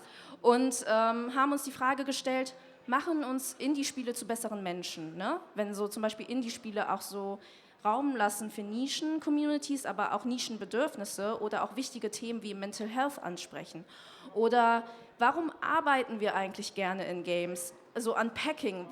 Ich habe ein Problem damit manchmal, wenn ich Pakete bekomme. Ich gehöre zu den Menschen, die das dann irgendwie aus irgendeinem Grund in die Ecke des Wohnzimmers stellen und das ganz lange nicht öffnen. Aber ich hole mir Unpacking und ich habe richtig Bock, da in diesem Spiel dann so zu spielen. Oder Leute haben zum Beispiel auch gesagt, dass während der Pandemie Animal Crossing ihnen geholfen hat, ne? Also dass sie dann plötzlich wieder Kraft hatten, auch ihr Zimmer umzurödeln, weil sie das in Animal Crossing mal durchgespielt haben. Also solche Thesen, solche Fragen stellen wir uns, genau. Oder eben auch Cooking Mama, ihr kennt's, man putzt plötzlich im Game, man simuliert Situationen, die man im echten Leben gar nicht machen würde. Und für mich eine sehr wichtige Frage, sollten die hier vielleicht Menschenrechte haben? Zombies? Gibt es Menschenrechte für Zombies? Finde ich eine mega spannende Frage. Bearbeiten wir auch noch. Genau, kommt noch im Dezember. Und das Ganze machen wir natürlich nicht alleine. Wir haben Tobi, wie gesagt. Wir sind aber auch Teil der Initiative Houston News. Da haben sich ganz viele Medien in Deutschland zusammengetan, um herauszufinden, wie man junge Menschen mit Nachrichten und News erreichen kann. Und das ist im Endeffekt unser Hintergrund. Wir sind beides Journalisten. Ich bin Journalist, du bist Journalistin. Wir wollen schauen, wie kann man Informationen, Nachrichten in coole Verpackungen packen, sodass man die vielleicht gerne aufmachen möchte. Da sind auch einige Unis und Schulen mit dabei. Und unser Projekt ist auch mega auf euer Feedback angewiesen und eure Gedanken. Genau, zum Beispiel nächste Woche, da gucken wir uns Mario und Luigi Brotherhood an und hinterfragen, ob die Geschwisterbeziehung zwischen Mario und Luigi so gesund ist. Das wird auf jeden Fall auch nochmal interessant. Das heißt, schaltet da gerne ein, chat_point Twitch ab 16 Uhr. Und genau, dann hätten wir Bock, mit euch genau über solche Thesen zu diskutieren. Genau, und hier ist noch die letzte Slide von unserer Schleichwerbung. Wenn ihr auf Twitch seid, gerne den Code scannen und abonnieren. Oder uns auch eine E-Mail schreiben, wenn ihr noch Fragen habt, oder sie jetzt direkt stellen. Ja, gibt es irgendwelche Fragen?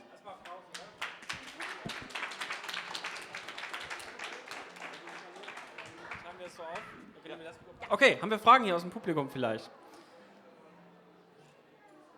Es gibt keine Fragen aus dem Publikum, sonst denkt nochmal nach. Ich habe auf jeden Fall eine Frage.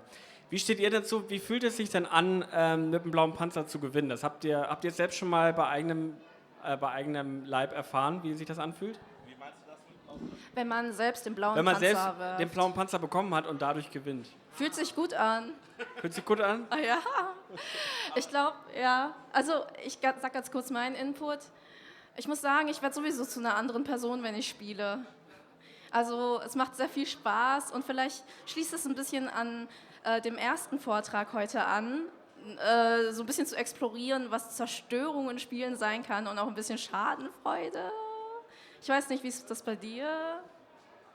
Ich will einfach nur gewinnen. Also in Mario Kart bin ich sehr kompetitiv und da ist mir egal, auf welche Mittel.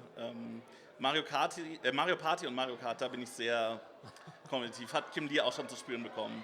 Ist auch für mich so eine Social Credit Situation. Also ich finde, man kennt das ja, oder also ich und meine Freunde, wenn Hauspartys laufen, dann läuft manchmal auch Mario Kart im Hintergrund. Und das ist so ein bisschen schon so eine soziale Schmach, wenn man dann irgendwie der Letzte ist. Ich weiß es nicht, aber und es ist dann irgendwie so, man fühlt sich schon ganz cool, wenn man dann weiter vorne ist. Und viele Friends von mir nach so einer Party haben dann auch angefangen, nochmal zu Hause zu trainieren. Von daher, vielleicht kennt ihr das. Okay, und können wir das ableiten zu euren Persönlichkeiten im echten Leben, wenn wir das sagen, bei Mario Kart ist also Hauptsache gewinnen so? Und würdet ihr sagen, ihr seid auch im wirklichen Leben auch? Ich hoffe nicht.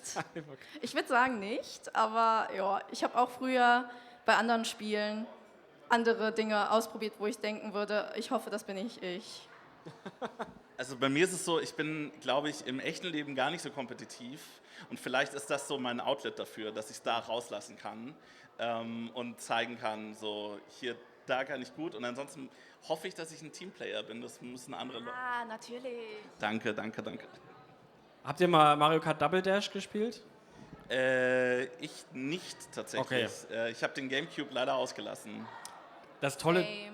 Auch nicht? Okay, weil das wäre natürlich, was Mario Kart geht, vielleicht interessant, weil da ist man zu zweit auf einem Kart. Die eine Person schießt, die andere steuert und man kann das sogar während der Fahrt austauschen. Try it out, falls ihr noch irgendwo ein Gamecube irgendwo findet. Ganz sicher. Okay, cool. Gibt es da noch Fragen aus dem Publikum? Oh, da gibt's tatsächlich. Magst du hier nach vorne kommen, damit wir keine Rückkopplung haben? Ja, hi, mich würde interessieren, wie kommt ihr auf eure Themen? Sind die kommen die aus den Spielen oder kommen die aus dem Umfeld oder was jetzt gerade so Thema ist? Also einerseits, wir sagen immer, wir versuchen ein Format zu machen von Nerds für Nerds. Das sind einfach so Themen, die uns auch selbst beschäftigen und wo wir natürlich auch persönliche Bezüge manchmal haben. Aus einer formatmäßigen Perspektive war das tatsächlich immer unterschiedlich. Wir hatten früher sehr so essayistisch drauf geblickt. Es gibt ja auch diese YouTube-Essays, man kennt das ja auch aus anderen Popkulturmedien, zu Filmen und Serien, The Take, Pop Culture Detective und Co. Da hatten wir immer erstmal gesagt, okay, wir wollen jetzt zum Beispiel über Ableismus reden. Und dann versucht so, okay, wir machen jetzt einen Querschnitt durch die Landschaft und haben aber gemerkt, das passt irgendwie nicht ganz zum Twitch-Stream, weil man das eben Storytelling-mäßig gar nicht so krass kuratiert und eher mit den Leuten abhängt und mit denen quatschen möchte.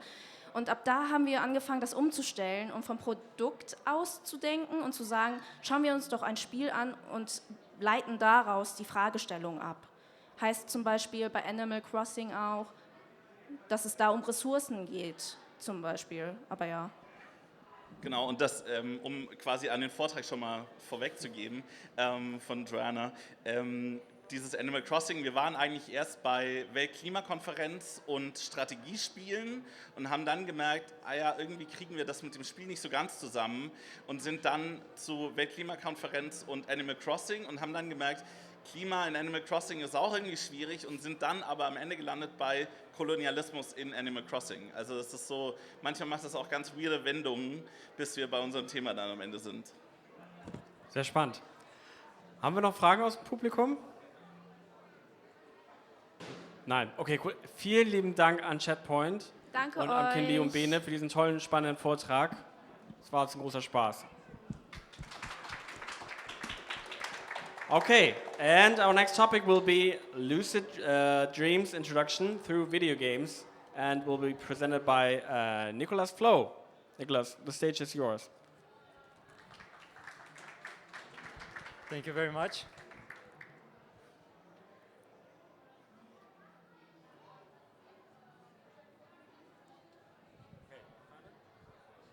Okay, awesome.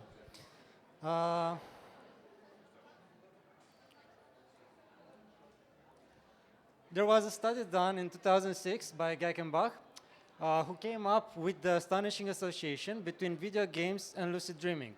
The study showed that frequent video gamers were more likely to induce lucid dreaming than non-gamers.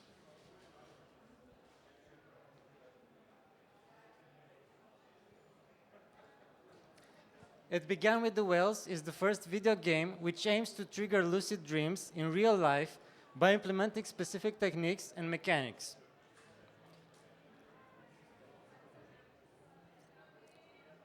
This is that game.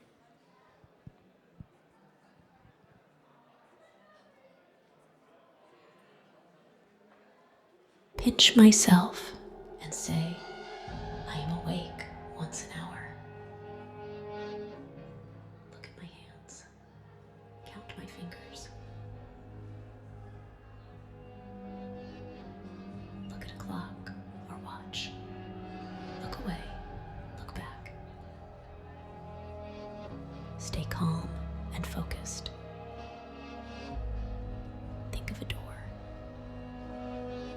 And if you're ever lucky enough to become lucid in a nightmare, don't wake up. I repeat, shoot the Blue Panther.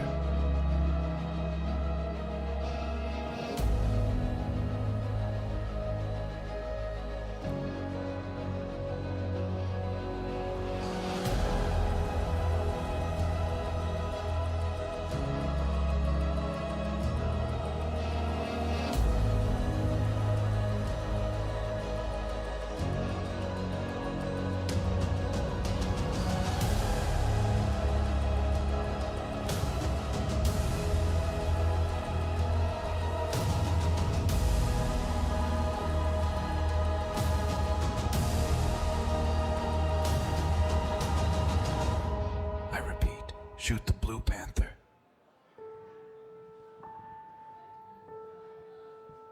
Mr. Sandman, bring me a dream.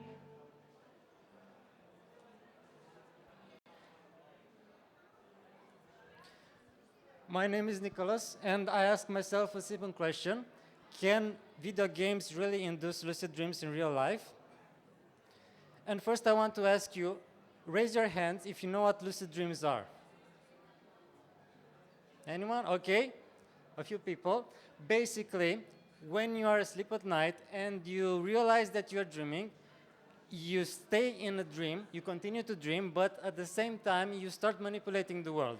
Basically, you can create all the things that you want. And there are a couple of reasons that we might want to have this skill. And when people are asked, things range from a variety of reasons, starting from just having fun, I want to experiment, I want to see what's what, to solving nightmares, to practicing different skills, practice my creativity. And these are some categories that I've managed to put together, until the highest point where you actually do it as a spiritual practice. And in Buddhism, they even believe that becoming lucid in the dream state helps you become lucid in the moment of death. And that is their ultimate goal. My purpose was to take all the techniques that were connected to lucid dreams, see which ones could be actually translated into video game mechanics, and actually implement those in the game that I just showed. The first thing that I did was to actually decide how do I want the game to be created. And this is where I just did a bit of research, see what we understand to be as dreamlike, and as lucid dream, and try to transpose those concepts and to combine them together in a very psychedelic and surreal experience. And here you can see various media which inspired me to create a lot of elements. And I think one of my favorites is the door from Behind Her Eyes TV series. The door is used as an element, as a transition between realms, the same way that I managed to implement it in my game.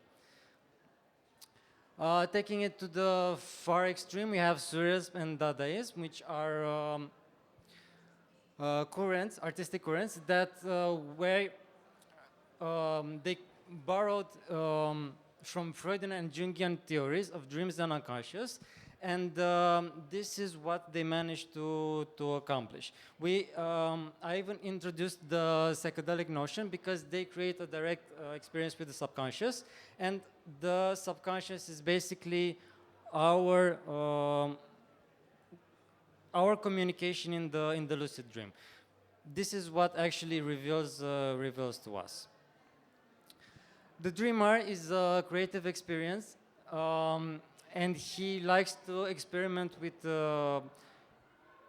creating his world. That's why the game that I have been working on allows the players to actually build different scenarios that were not really intended as part of the design, but were generated from having those mechanics.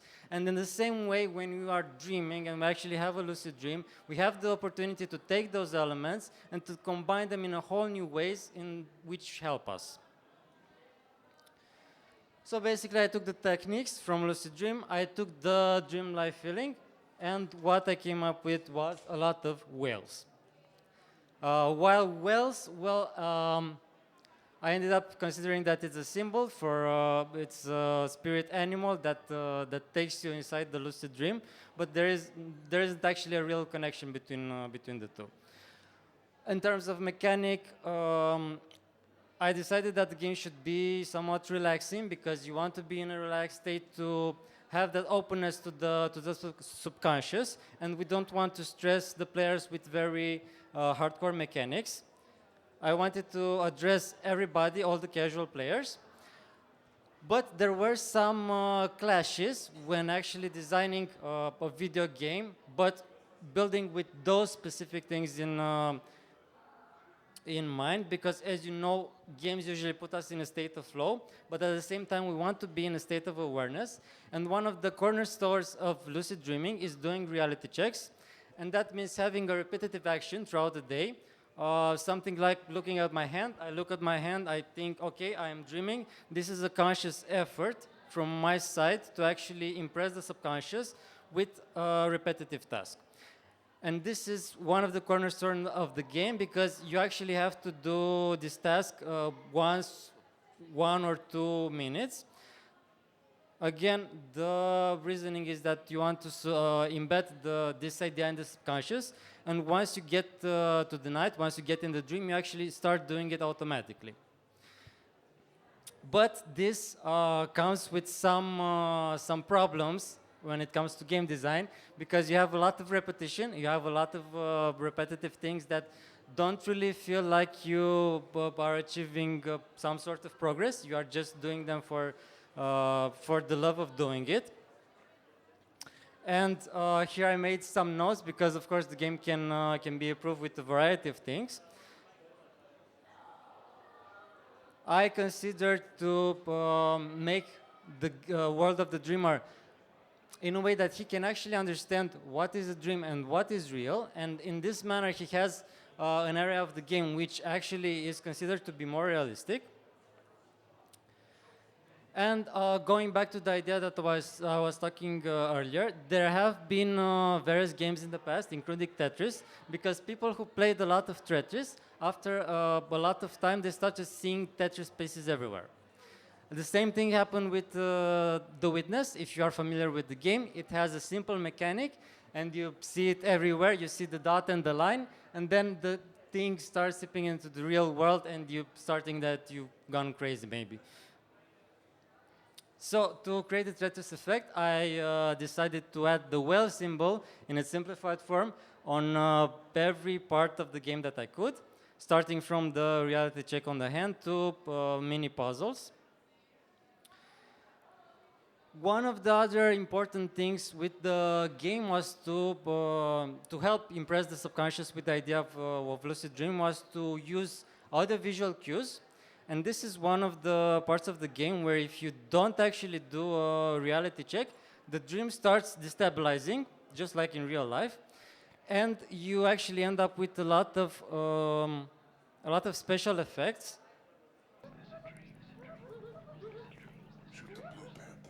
That might even make the game feel a bit unplayable.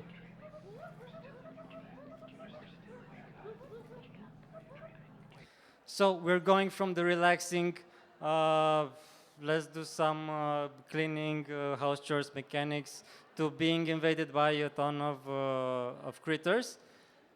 These are all the things that actually change while the dream destabilizes. Like camera starts rotating, and enemies come at you from all the sides. And here I have to make a disclaimer, because I have seen a lot of people experience nausea and other sensations.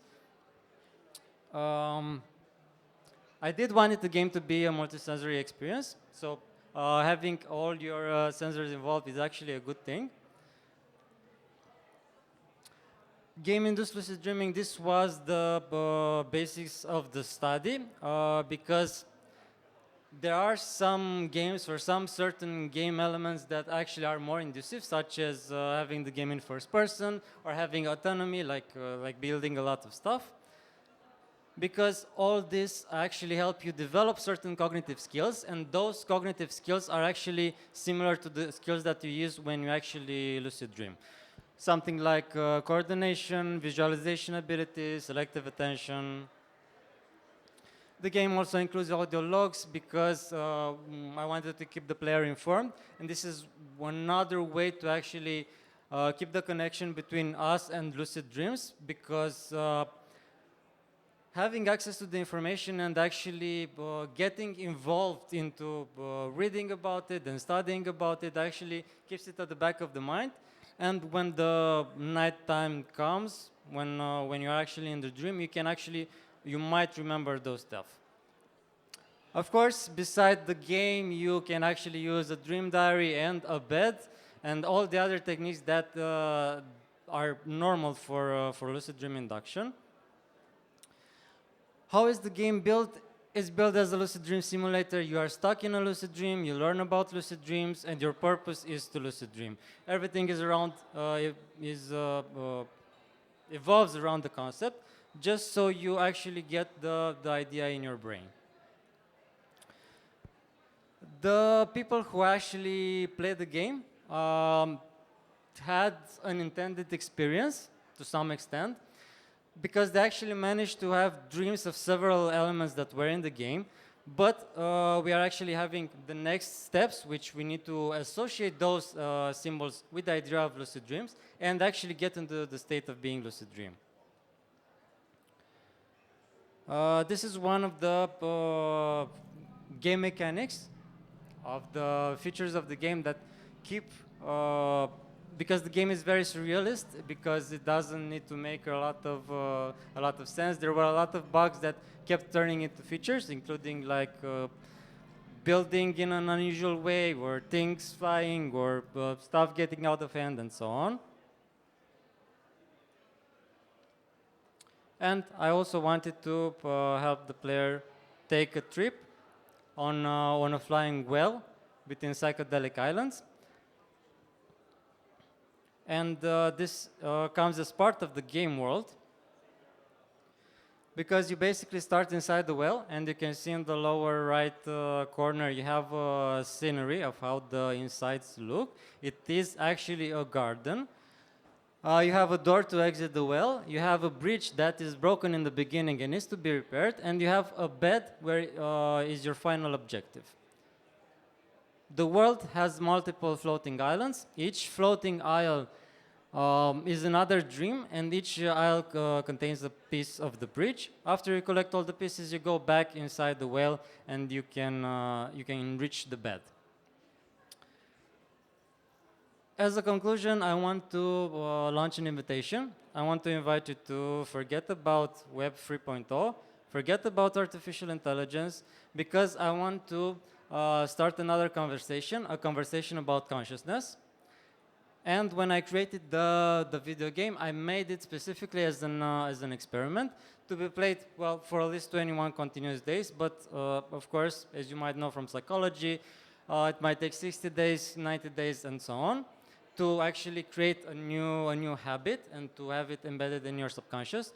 I did the experiment on myself, because I couldn't actually find the target audience to play the game on a continuous on such a continuous way. What I noticed is that I was actually having more dreams during the nights in that period. I think I dreamt once or twice elements from on the game, but I didn't actually have a lucid dream. The people that I spoke with and that casually played the game said that mainly lucid dreaming, they would try it maybe for fun, to escape reality, and the dream elements, the game elements that they dream about were including the well symbol, the objects from the game, such as the mop and the text in some circumstances. And these are the conclusions that I also mentioned earlier. What was interesting is that the players had those dreams sometime right after they played the game for the first times. Like, it was the novelty element that was really, really important. And thank you for your attention. If you have any questions, I would like to invite you to write me anytime. And if you are interested in the game, there's a QR code you can scan. And thank you. Thank you very much. So, are there any questions from the audience? Any questions regarding lucid dreams? Okay. So, I would have a question. So, or maybe, can you explain the Tetris effect? Because I've experienced it sometimes, and you mentioned it. Yeah, can you just describe it? Well, I wouldn't know specifically to say why it happens, but basically when we are exposed to the same information, to the same stimuli, we tend to reproduce it and to see it everywhere. And if you played a lot of Tetris and start seeing like that block in front of me right now is a big piece of Tetris, then it's somewhat perfectly normal. I have experienced this myself in the past with multiple things when I was studying sometimes, well, when I was working on a specific project, then you actually tend to externalize it and say that it's everywhere. Yeah, I think it's something to do with the puzzle, because I remember when I was playing a lot of Tetris, every time I was falling asleep, I was always seeing these blocks and how I could connect them, completely meaningless. Okay, and why is video games? Why are those a good vehicle to make those to make these lucid dreams, like this connection? Because I don't know. Have you experienced sometimes when you play a game a lot? Sometimes you feel like you're the person in the game, and if you play like for 10 hours straight, and then just feel like, okay, I'm just jumping over there because I did that with the character all the time. Have you experienced similar things? Well, I don't think to that extent, but I have experienced moments when I did play a game a lot, and then I had a dream with elements from that game. But again, there was no connection between the dream elements and lucid dreaming, so that's didn't end up in a triggering. Well, thanks a lot. Further questions? Okay. So, well, thank you very much, Nikolas. That was a very interesting topic and experiment. So, looking forward to hear from you afterwards. Thank you very much. Okay, so welcome to the Play 2024 at the 17th Play. So, our next contributor is Julie, or Julie, I don't know, from Canada. Julie, can you hear us? Yeah, I can. Awesome. So, is it Julie or Julie? Whichever. Julie. Okay, all right. Okay, so what time is it right now in Canada? Almost 8 a.m. Really early. Oh, excuse me, what was that? Almost 8 a.m. Almost 8 p.m. Okay, 8 a.m. Okay, right. Okay, Julie, so you're talking about is this Gamesplaining? Yeah, so stage is yours. Thank you so much for taking part of this. Go ahead. Yeah, awesome. Yeah, so my name is Julie Tremblay, and I'm from Montreal in Canada. And I'll be presenting my work and research on gamesplaining and power distribution in games. Yeah, so in professional football, you have a coach that has the authority to command the strategies for other players, and you have a referee who has the authority to enforce the rules. But in casual football, you don't have coach and referees. What you might have sometimes is players who will take on these roles implicitly. And so you might have played football before and experienced an event where you would have a player who would kind of decide the strategy for the group and suggest a strategy for the group and tell you that you were playing incorrectly if you did not follow that strategy. So they could say, because you run slow, you should play in defense, even if you didn't want to play in defense. Or you might have encountered a player who would have draconian adherence to rules and would insist, for example, on stopping the game when the ball went off field, even if it didn't seem to bother anyone but them. In that event, you might have been thinking, aren't we just playing for fun? Well, the answer is it depends. Perhaps these players are playing for the game, whereas you might be playing for the activity. The difference is that if you play for the game, the purpose of the game will differ from the purpose of the players for playing the activity. And so if the purpose of the game will be to win, the purpose of the players for playing might be for novelty or for socializing and so on. You're back on the field, and players are accepting or tolerating the commands and the strategies and the actions of the dominant players who are imposing their ways of playing the game or their expectation of how they think the game should be played. You're thinking, what is happening? Well, it's the gaming culture. The research that I've been doing, through that research, I found that there is the modern and Western gaming culture that glorifies a person who shows traits of hegemonic masculinity and that come across as more knowledgeable than other players, regardless of if they actually know more. So what happened is, as a result of this glorification, the player who displays more knowledge is giving a social role of authority that is called the expertise authority. And expertise authority normatively legitimizes the exercise of power over other player, allowing the player who has authority to engage in behavior of gamesplaining and rule lawyering. And so gamesplaining is defined as a player who will advise or instruct others on their strategy and tell them they are playing incorrectly. And a rule lawyer or rule lawyering is visible when a player has draconian adherence to game rules and argues over those rules and mechanics. Both behaviors will be done under the pretense of helping the group, but in reality, it often benefits the games player or the rule lawyer, and it will be done in front of other players, so they will tell you that you're playing incorrectly in front of everyone, and they will interfere the game, and it will be done without being solicited. So the help that they offer, quote unquote, is unsolicited. These behaviors or this social phenomenon can be observed in games that are using complex negotiation in order to move forward. So that requires player to have complex negotiation and social interactions about the game. So for example, you can have a tabletop RPG, you can have it in multiplayer board games, whether it's cooperative or competitive. We can think of Catan or Pandemic, many others. There's also sports. There's also a side playing of a single player video game. There's multiplayer console games and also online video games.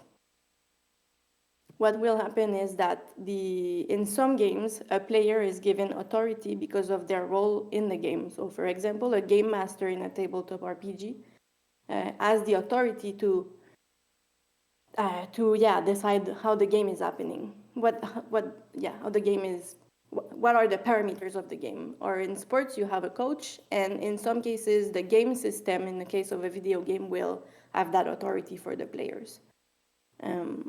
In other cases, or at the same time, a player might be given an authority by virtue of their social role as the more experienced player. So a player who is recognized as more experienced than others might be given that form of authority as well as the game master, or instead of the game master, depending on the context in the games. This can be any player, but research shows that it's mostly white people who take that role or who are given that authority, and most likely white men who will be perceived as more experienced, partly because they display some traits of hegemonic masculinity. I won't get into those details today, but if you want to know more, please reach out.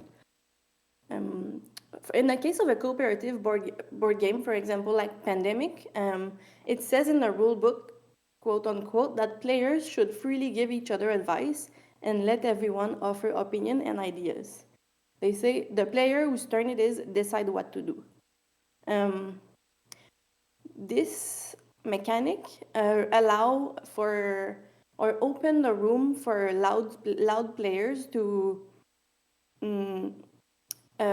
give their opinions and also have their opinion be taken more into account than others, and so to have like really power imbalances in the game and feeling like creating this sensation that as the player, if you don't decide what to do on your turn, but rather that you are playing by the rules and strategy of another player who's then leading the game and making those decisions for the group, or having the group accept their suggestions more often than others. Gamesplaining, I will give some example, and before doing that, I want to stress that gamesplaining really depends on social context. So you might be playing the same game with the same people on different days, and in one scenario, the same behavior would be perceived as gamesplaining on one day, and the other day it wouldn't, because it really depends on the tone of the dominant player and also on the perception of the receiver. And so the receiver might perceive the interference of the gamesplaining as support just as much as they might perceive it as command. And in some cases, it might be desirable because gamesplaining does provide some structure for the group, and so it's possible that it's desirable. It depends. So we have to keep that in mind. So it's hard to recognize when something is gamesplaining because we need to know how is the receiver of gamesplaining feeling it. But some example could be, for example, if you're playing Pandemic and a dominant player, suggests a strategy for the group to take at the beginning of the game, again, without the request of the group or even without without taking into account the preference of the group. It could be that a dominant player advise another player on what actions to take on their turn. So typically it would be you're playing your turn and you're being interrupted by a player who's then advising you on a set of actions that they think you should take according to how they think that the group should win the game. And they will use logic or their knowledge of the game and the game rules to then prescribe a strategy for you or for the group. So it reinforces the fact that they might have knowledge or the appearance that they have knowledge by the way that they argue and present their argument for you to take the action that they're suggesting. Other example is it's also if a dominant player demands the group to save conversations that are irrelevant to the game for after the activity.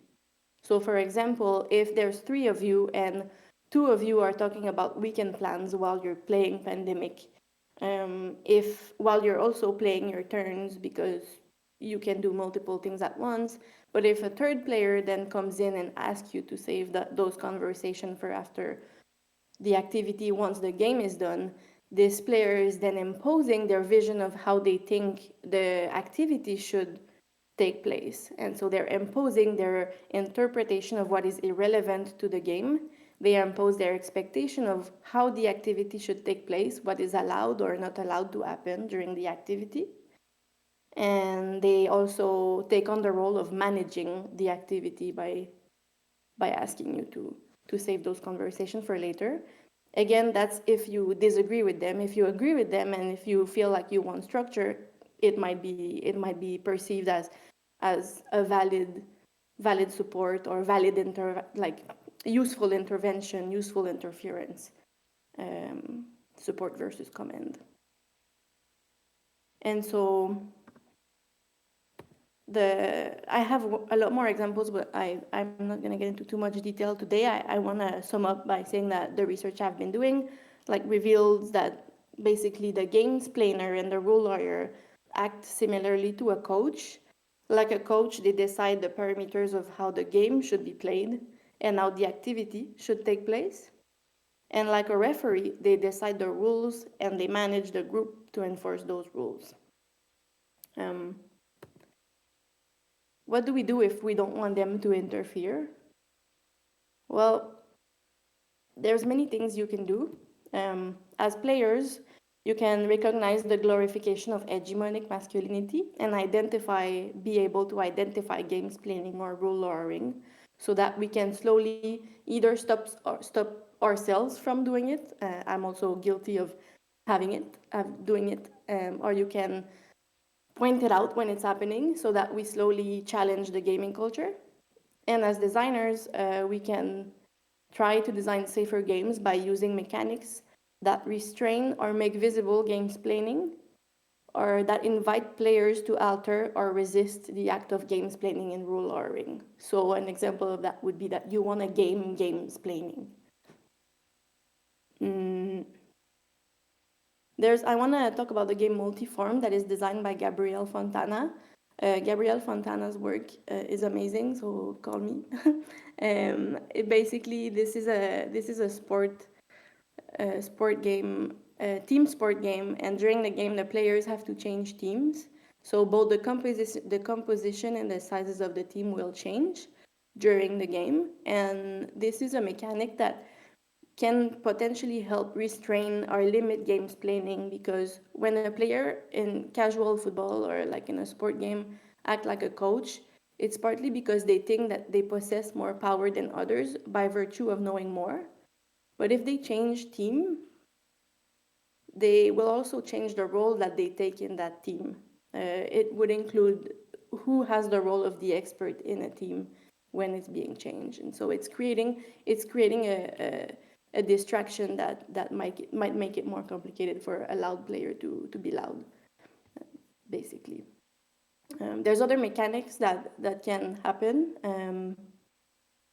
The classic one would be to play in silence, and Magic Maze is a game that does it well. If you can't talk, you can't gamesplain, typically. There's also other games that, what's it called?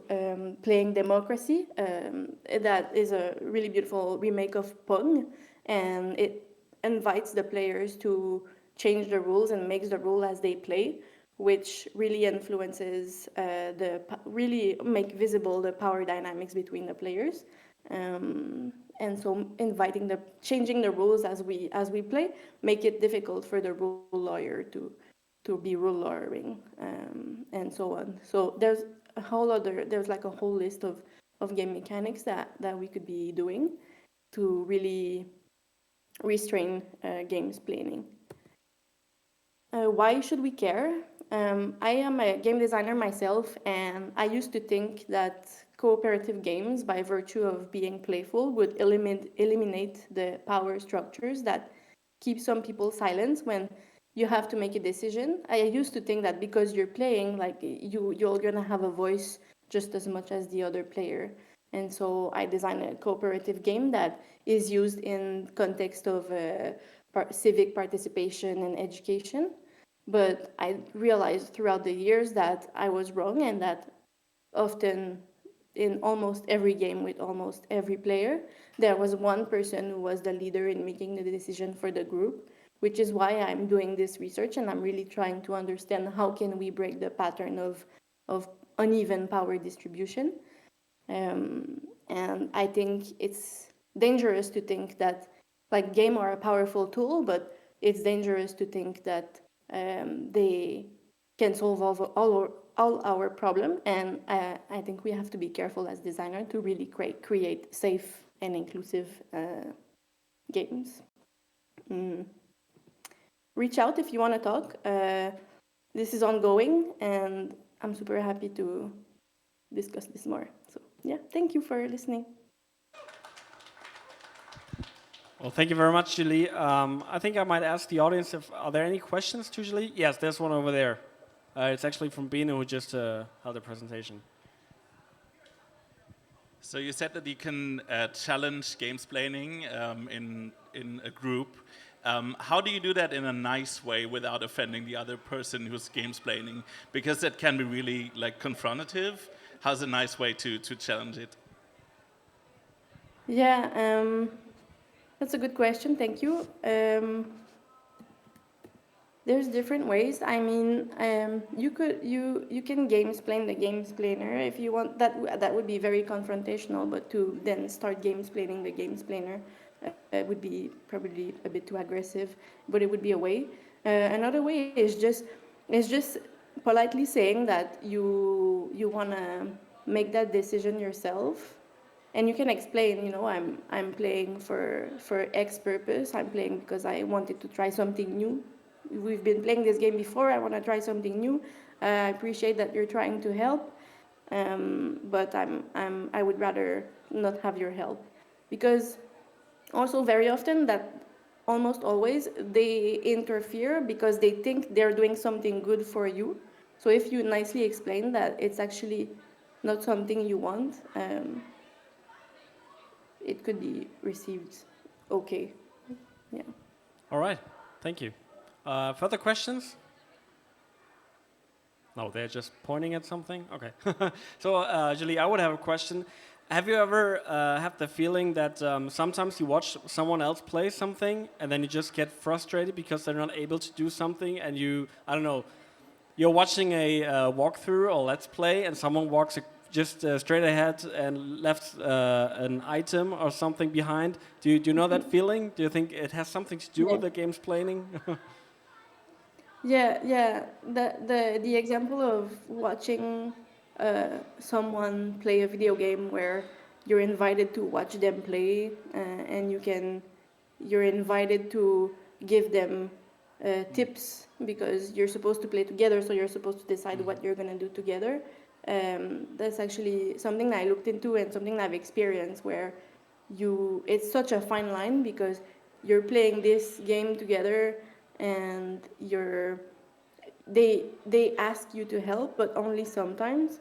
So it's really hard to know when you're allowed to say, go back, you forgot that object, or when you're not allowed.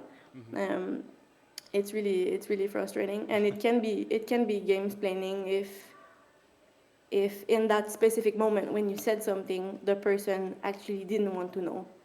Sure. But sometimes it's just revealing the puzzle or the situation of the puzzle of the game, and in that case, it might not be because you're just spoiling the game, but you're not telling them they're playing incorrectly. You're just giving them the solution. In that case, it's just spoiling the game. It's not gamesplaining. Oh, sure. Well, thank you very much. I think further questions? All right. I think that'll be all. Yeah, Julie, thank you very much for spending your morning with us. And yeah. Yeah, sure. Greetings Thank you. to Montreal. Okay, so we have the next contributor. So thank you, Julie. And it will be Joanna. And you have noticed some patterns we can unsee unecological thinking in video games. Stage is yours. Thanks.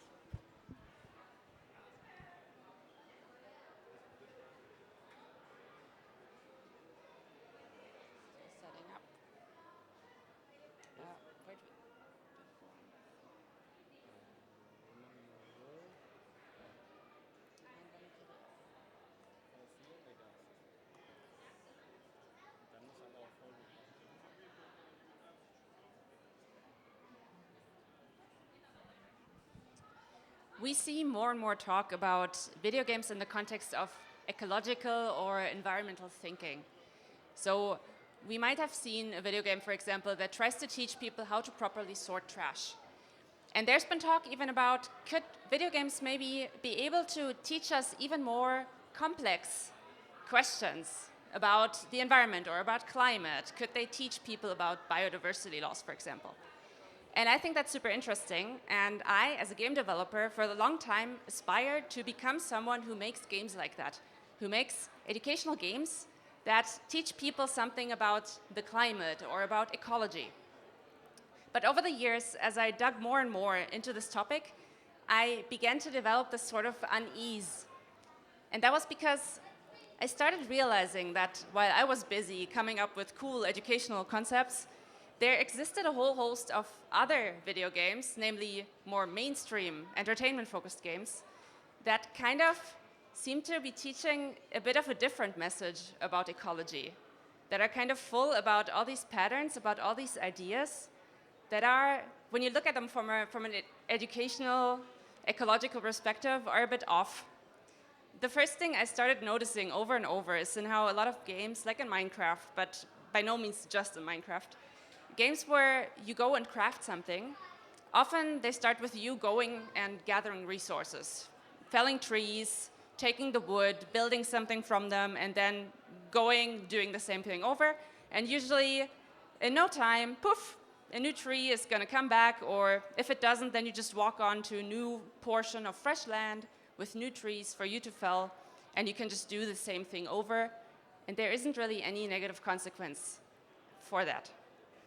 So my focus started shifting as a game developer from these educational games to what mainstream games actually teach us, maybe inexplicitly and involuntarily, about ecology. And so I made that into a research project which is about these patterns of unecological thinking in video games that are more mainstream focused. I'm Joanna, I'm a game developer, and this is now kind of my personal topic that I really specialize in. I spent over 6 months researching this topic as part of my master's thesis. I dug apart about 150 games and really tried to find these patterns. And now personally, because I've spent so much time thinking about them, I cannot unsee them.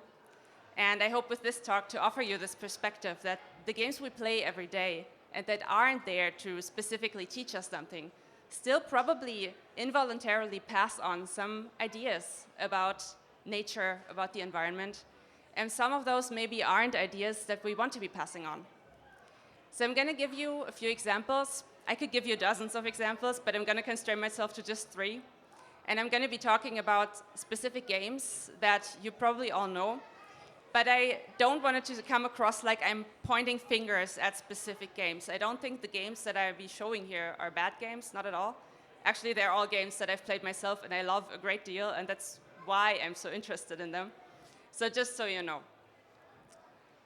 The first symptom of this kind of unecological idea that I see a lot is what I call exploitation without consequence. And that's something that I just mentioned, right? In Minecraft, for example, you go, you fell trees, and you do it over and over and over, and the world doesn't really change significantly as a consequence of that. Everything that happens usually happens within your control, and it's just your doing, and only ever the doing that you actually want, the effects that you want, and not some unintended byproducts. Minecraft is a typical example, but it's by far not the only example. So here, Animal Crossing, like we've talked about before, right?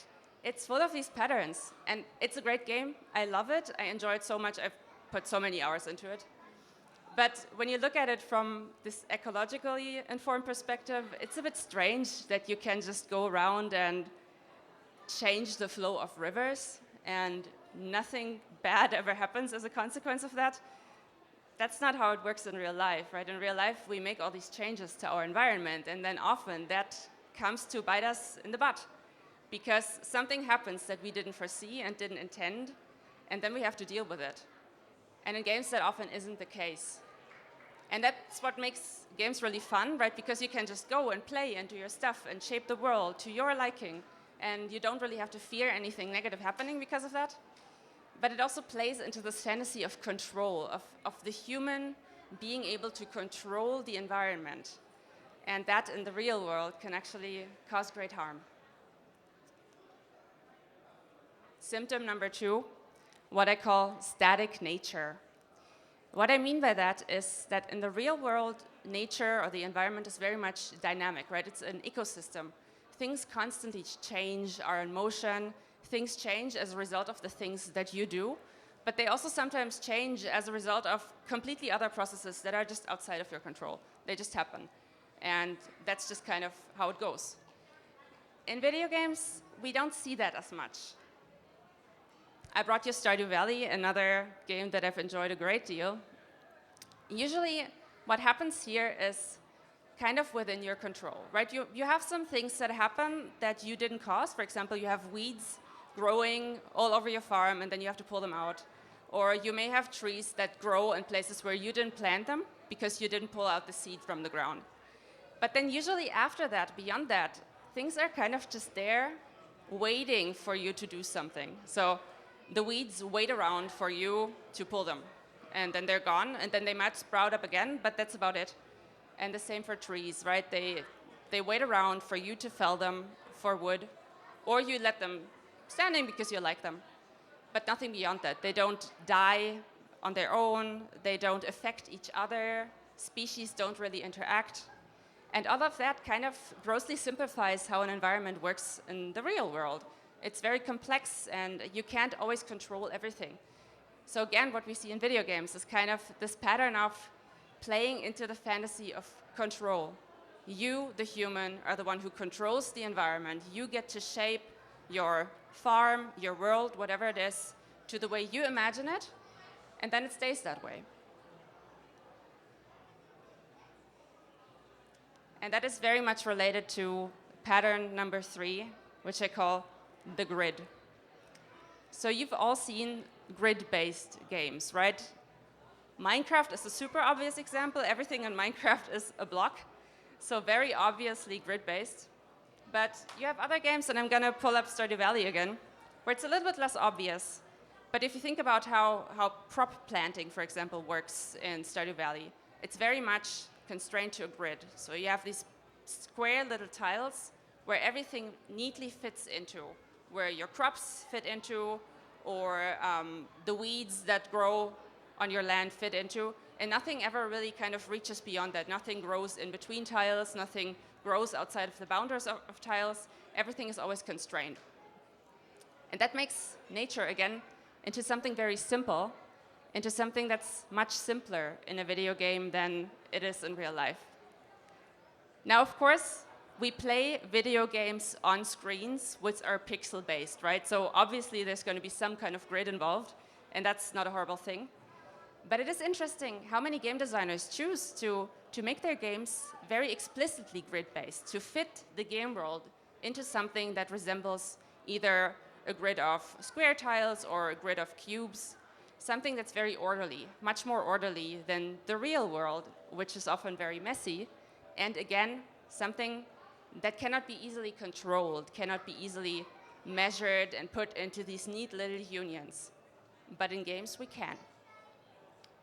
So these are just 3 examples of patterns that I've started seeing everywhere that all kind of feed into this notion of the human as the controller of the environment, which is at least a bit incomplete, right, when we compare to how our relationship with the real world environment works.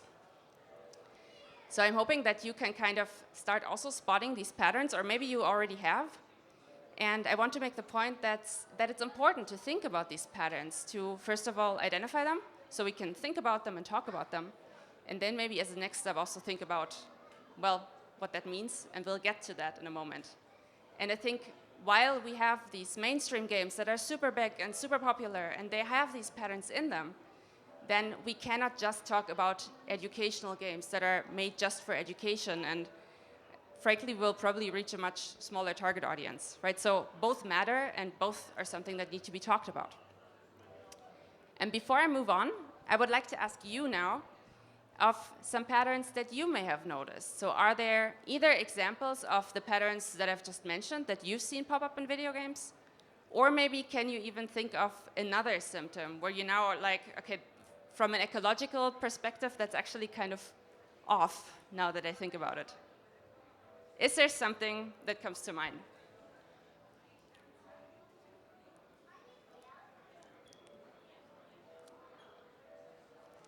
All right, I'm going to give you a hint about something a little different. Think about games in which you consume food, and think about how that often works. Is there something where if you compare it to how it works in real life, where food comes from, where it goes, that's kind of a little simplified or a little different?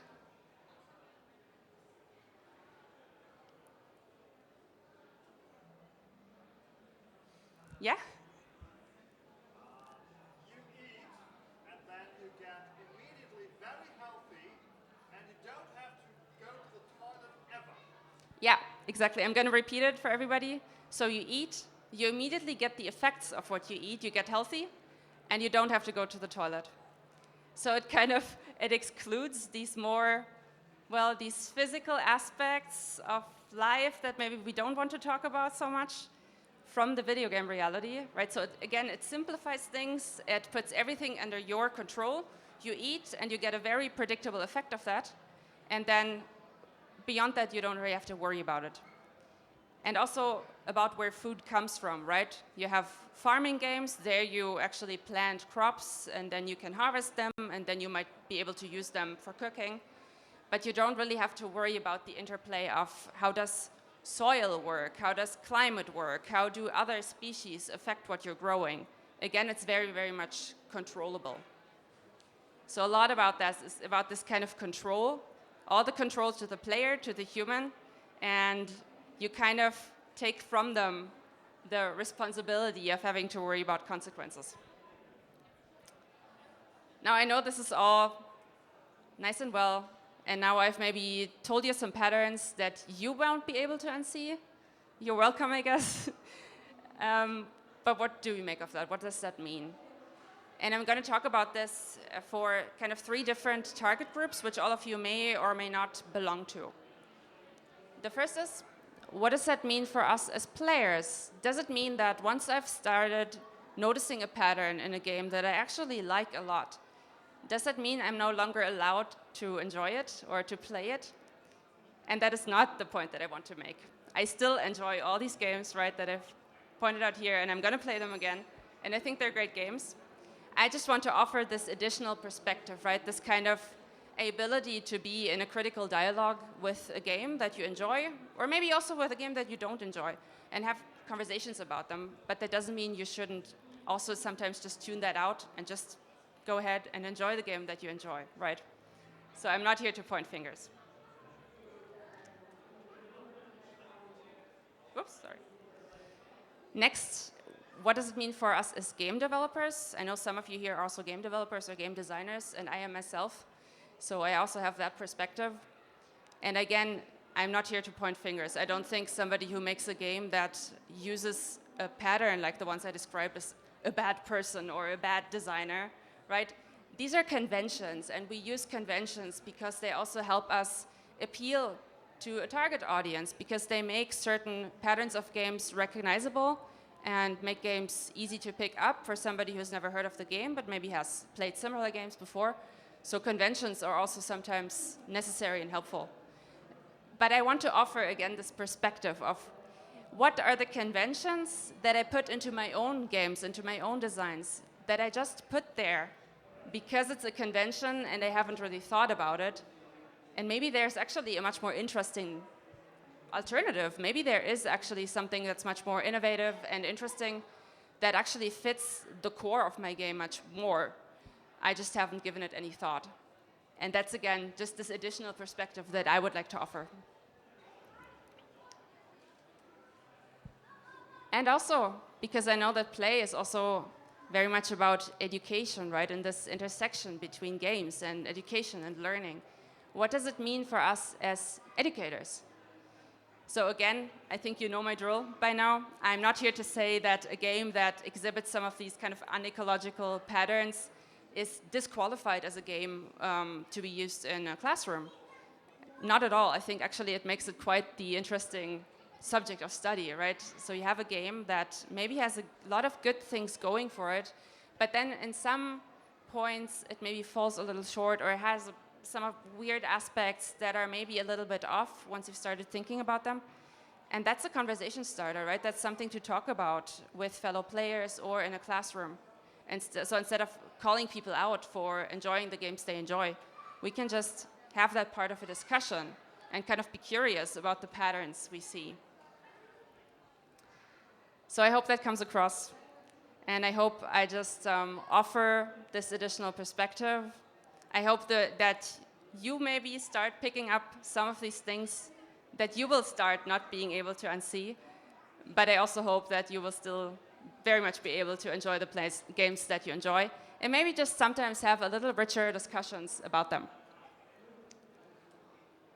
Thank you.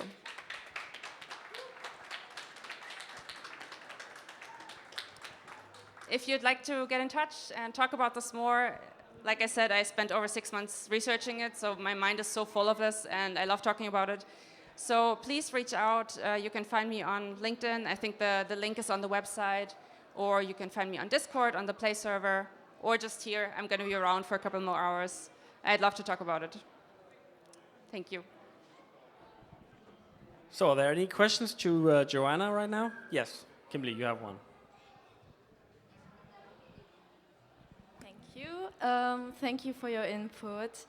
I maybe have an additional thought and question, because like when you mentioned the grid and the conventions, I really had to think about Animal Crossing, because that's like one of my favorite games, and how the community is actually aware of these conventions and is trying to kind of negotiate their way through those conventions. For instance, when you think of the gameplay that you have like a camera from the same angle, from the same perspective, and people just started to shift the objects and reinterpret the objects to add new meaning to them. And I was wondering if you have done any research concerning communities that are actually very aware of those ideas that the game developers are trying to impose on them and are trying to kind of counter-culturally act and play the game in a new way. That's a super good point. My perspective as a researcher has been very much focused on the design perspective, so I've only kind of marginally touched on these play practices, but that is a super important point, right? Design is only ever one facet, and the whole other facet is how players choose to actually engage with the game. And you can see super interesting patterns emerge of that. I don't know if anybody of you know the Toward Dawn playthrough of Minecraft. The person who played Minecraft by just walking into one direction and not really engaging with the environment. They didn't take any resources, they didn't change the environment, they just walked. And that's such an interesting way to play Minecraft. Any further questions? Okay, well, I sure have a question. So have you ever heard about Resident Evil, where you have very scarce resource management? It's very limited, everything. So what's your take on that, on games like with limited resources? It's interesting. It's something that you see mostly in games that are meant to be difficult in a very specific way. So suddenly when a game is meant to be difficult and kind of make you scared, then suddenly resource management is something we start seeing.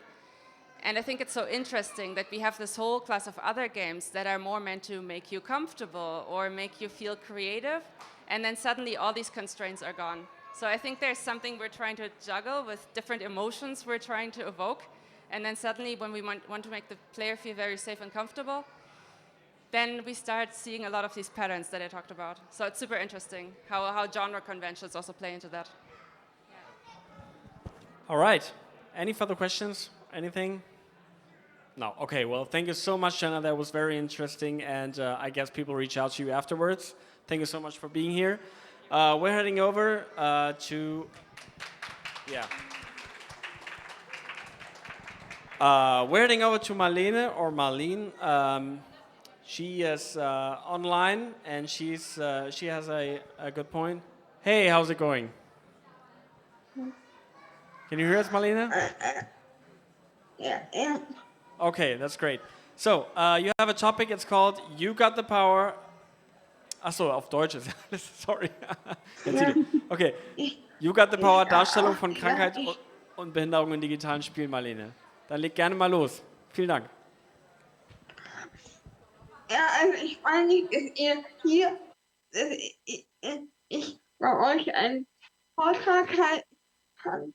Ich bin die Marlene und ich habe letztes Jahr schon einen Vortrag gehalten, da ich selbst körperbehindert bin, wollte ich mir gerne mal anschauen, wie eigentlich die Darstellung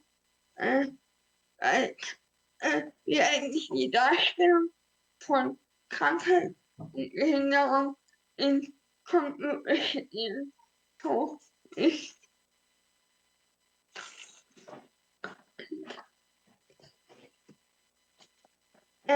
Jetzt weiß ich nicht genau, soll ich zwischenrein Fragen stellen oder alle Fragen am Schluss. Ich frage mich einfach mal, was bedeutet Inklusion? Sagt jemand was, sonst gehe ich weiter. Okay. Also nochmal, ich wiederhole, ich wollte Fragen zwischenrein stellen und wollte wissen, was bedeutet Inklusion. Wenn niemand dazu was sagen will, würde ich weitergehen. Ja. Möchte jemand was zur Inklusion sagen? Okay, passt soweit. Marlene, du kannst einfach starten. Vielen Dank. Okay. Inklusion bedeutet, jede Person gehört zur Gesellschaft. Jeder hat den gleichen Wert. Alle sollen gleichberechtigt sein. Jeder soll alles machen können und so weiter. weiter. Jetzt wollte ich noch mal fragen, was bedeutet Inklusion in Games? Möchte dazu jemand was sagen, sonst gehe ich nicht weiter. Inklusion in Games. Möchte jemand was dazu sagen hier aus dem Publikum? Nee, die sind alle ganz gespannt, Marlene. Gerne weiter. Mechanisch bedeutet Inklusion in Games, jede Person soll spielen können, beziehungsweise, damit man das versteht, das Spiel steuern können. Inhaltlich bedeutet Inklusion was anderes, nämlich die Abbildung einer vielschichtigen Gesellschaft und eine adäquate Darstellung. Weiter. Nun sehen die meisten Charaktere in Games allerdings so aus. Es sind Superhelden oder auch Helden, Abenteurer, Kämpferinnen.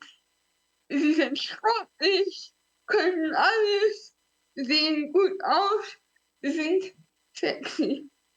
Normalerweise kommt Krankheit und Behinderung fast nicht vor. Weiter. Jetzt, es gibt Ausnahmen, und zwar wenn Krankheit und Behinderung doch vorkommt, dann meistens in Form eines NPCs, also Non-Player-Charakters, als Satire, zur Spannungssteigerung oder sogar als Horrorelement. Es wird oft oder es wird problematisiert, also ein Problem der Gesellschaft, das im Idealfall besiegt oder beseitigt werden muss. Es kann Mitleid erzeugen oder, wenn es nicht in dieser Darstellung ist, dann ist es oft im pädagogischen Sinne als Lernspiel. Was es nicht ist, ist Teil normalerweise, dass es einfach so vorkommt. Aber jetzt zeige ich mal so ein Beispiel, wo das als Horror benutzt wird.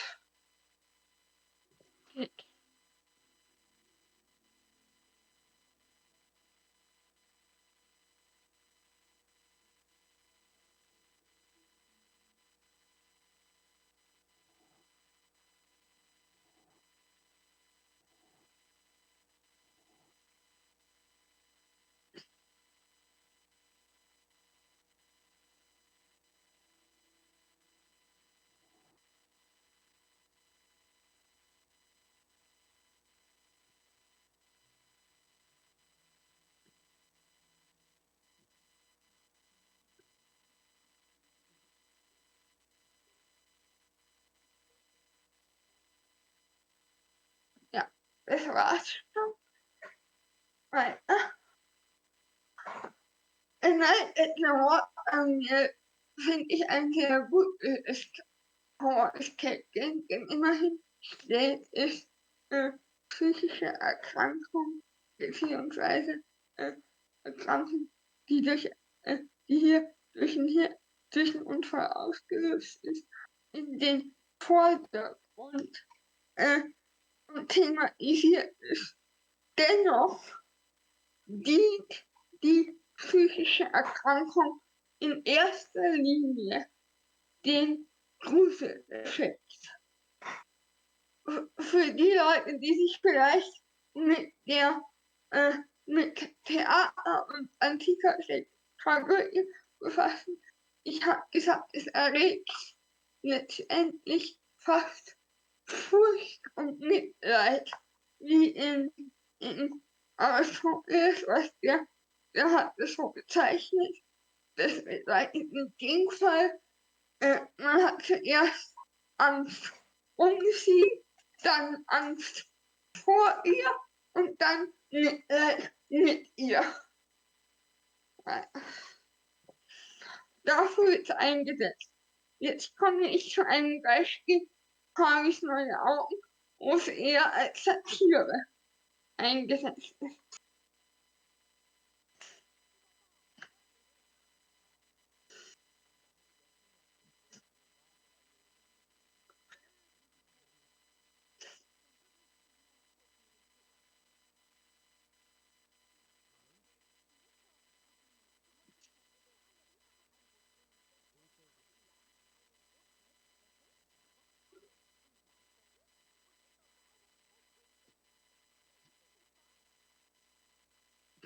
Ja, weiter.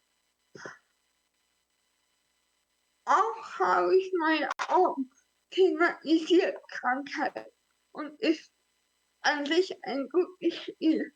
Der Inhalt zeigt die ist die schwarz-humorige Heldenreise einer Anti-Heldin, die teilweise auch in der Psychiatrie, teilweise spielt auch in der Psychiatrie und es gibt diverse Krankheitsbilder, die dargestellt werden.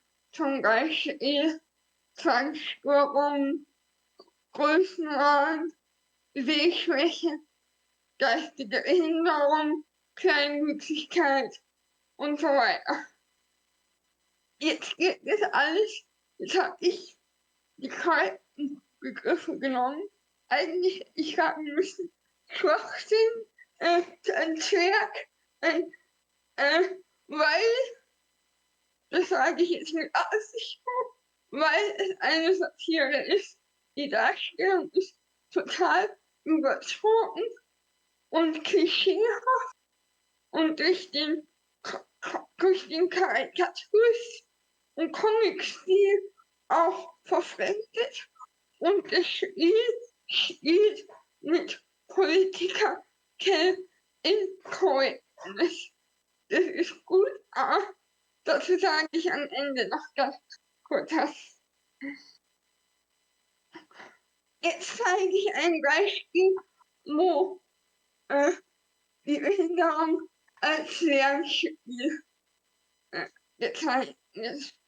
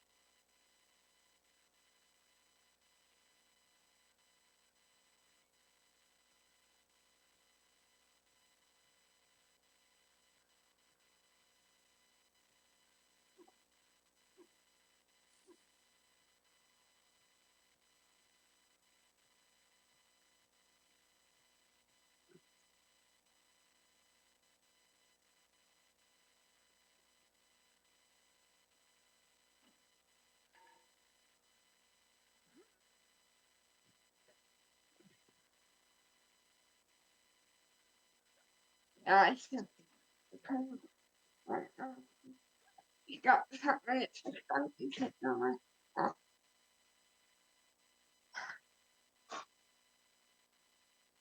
Die Antwort ist eine Lern-App für Kinder. Sie soll Vielfalt zeigen. Interessant. Sie ist ja pädagogisch fast schon zu didaktisch, finde ich. Es ist etwas naiv gezeigt, etwas beschönigend. Es zeigt, Behinderte können auch was schaffen. Und wir zusammen sind stark. Es ist schön und gut und es ist sicherlich gut und es ist sicherlich gut, Kindern zu zeigen, dass Behinderte was schaffen können und vielleicht auf die Art Hemmschwellen abzuarbeiten. Aber richtig inklusiv ist es nicht, da es halt viel Behinderte gibt und sonst keine Menschen, zumindest nicht in dem Ausschnitt, und die Protagonisten sind. Weil Silent Hill habe ich jetzt kein Video Beispiel, denn das ist nicht ohne Grund ab 18. Trotzdem wollte ich als Bild mit reinnehmen, denn Silent Hill behandelt psychische Erkrankung, Horror und vermischt Traum und Realität. Es ist ein psychologisches Horrorspiel und geht um Trauma oder Traumabewältigung oder Nichtbewältigung oder zwischen. Auf jeden Fall werden traumatische Erlebnisse lebendig, Traum und Realität verschwimmen und die psychische Erkrankung, die psychische Störung des Charakters steht absolut im Mittelpunkt, den man auch spielt. Hier dient die Krankheit allerdings extremst den Horror-Effekt. Und ich habe auch kein Beispiel, sondern nur das Bild, wo er sich im Spiegel erkennt, genommen, falls es jemand sich damit schon mal befasst hat, solchen Bildern. Aber sonst ist es auch in dem Fall jetzt nicht der Hauptfokus, weil ein Video zu verstörend gewesen wäre, zu gewalttätig.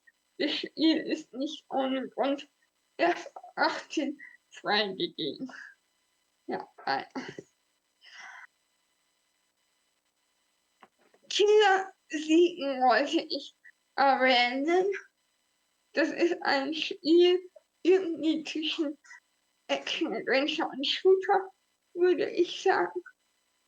Es ist ein besonderes Spiel, denn von 7 Protagonisten haben 3 eine sichtbare Behinderung und noch dazu eine psychische Erkrankung. Also Diversität ist gegeben. Trotzdem, wie ich in einem sehr guten Artikel hier gelesen habe, bei Pixel ist es eine Ästhetik des Abnormalen. Der Killer ist böse, er ist nicht sympathisch und deswegen kann man das auch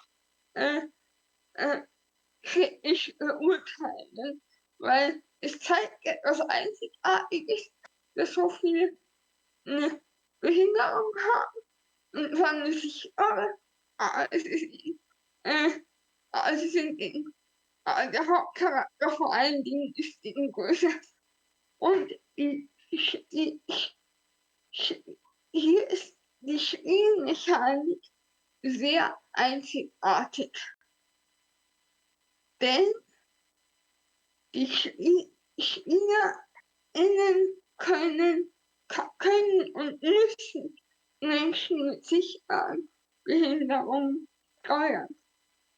Das heißt, die Barrieren werden erfahren, weil die Figuren viel langsamer an die Stellen kommen, wo sie kommen wollen. Trotzdem kommen sie überall hin, was in der Realität leider auch nicht immer der Fall ist. Jetzt zeige ich ein Spiel, einen kurzen Ausschnitt aus Herrlich.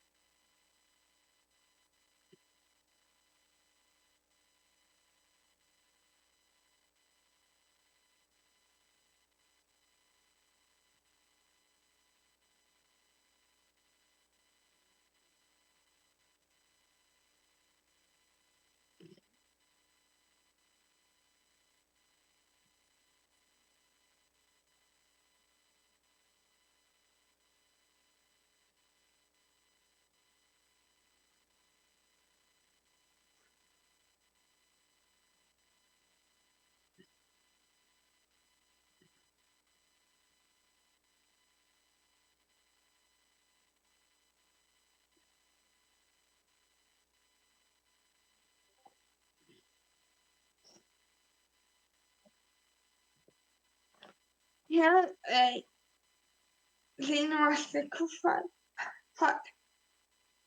Die psychische Erkrankung der Protagonistin sehen nur zum Hauptthema. Es ist übrigens ein Action-Adventure ab 16 Jahren freigegeben, weil es auch brutal Kampfszenen drin hat, aber ich fand, die Stelle ist gut geeignet, um die Krankheit radikal zu zeigen. In dem Stil ist einiges anders. Ich wollte fragen, weiß da jemand vielleicht zufällig was darüber? Okay, weiter. Es ist eine respektvolle Darstellung, anders als in vielen anderen Spielen. Sie ist realitätsnäher, vor allem die Krankheit. Es steht natürlich trotzdem in einer fantastischen Umgebung mit Fantasy-Elementen.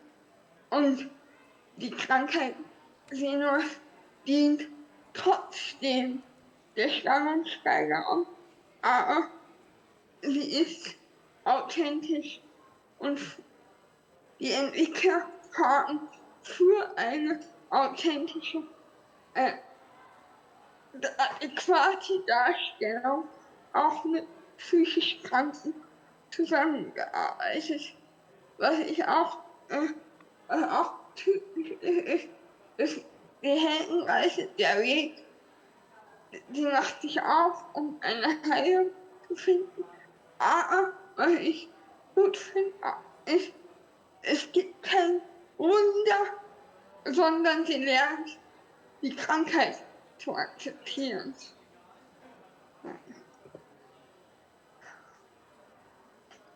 Jetzt bin ich am Ende ziemlich und wollte in ein Fazit kommen. Die Repräsentation von psychischer Krankheit und Behinderung ist immer noch selten realitätsnah.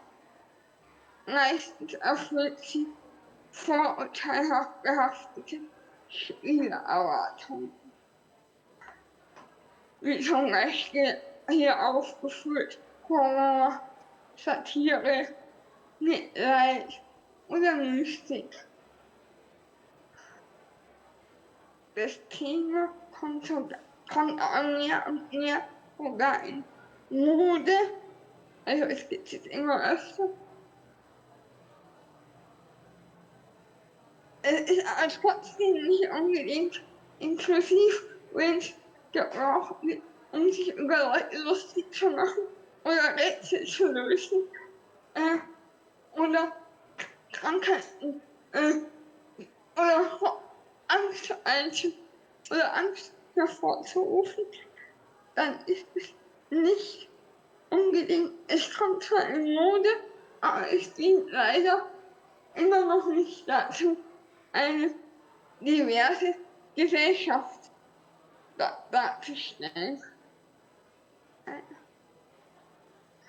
Jetzt wollte ich wissen, gibt es von eurer Seite aus Fragen an mich? Ich wäre fertig. Ich freue mich. Cool. Vielen Dank, Marlene. Haben wir erstmal Applaus? Haben wir noch kurze Fragen, bevor es weitergeht? Es gibt eine Frage. Da kommt man nach vor, Bene.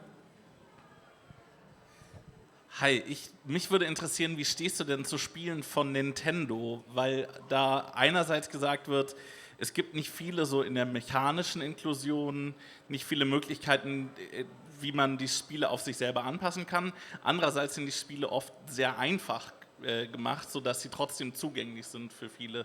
Da würde mich deine Meinung interessieren. Genau, das ist.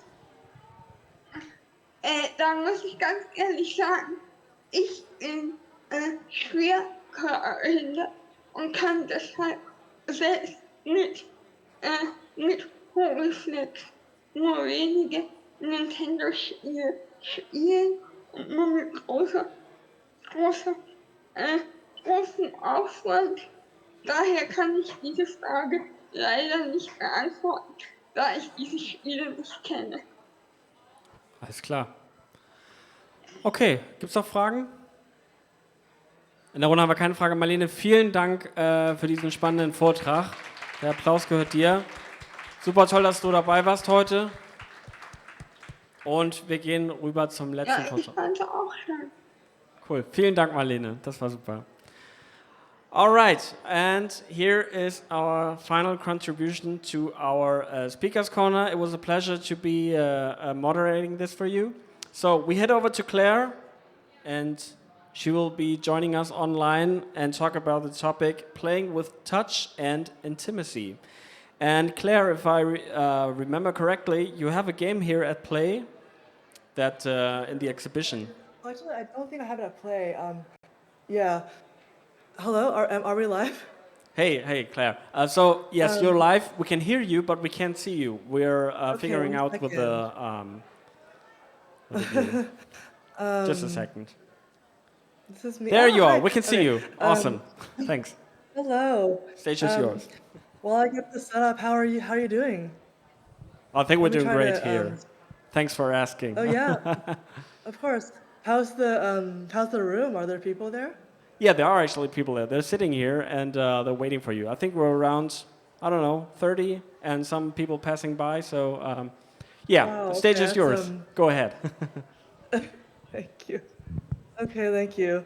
Let me share my screen.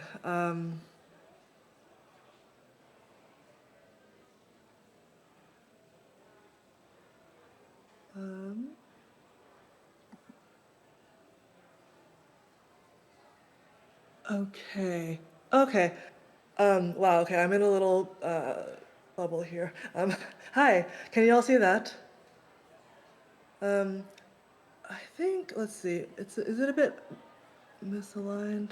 Hold on. Can you see my presentation? Right now we can't Or is see it kind of it. small? We can see the bubble and Oh, it's, there see. it goes. What am Yes, I- we can see it. Go ahead. Okay. It's work. Okay. Right, just give me a second.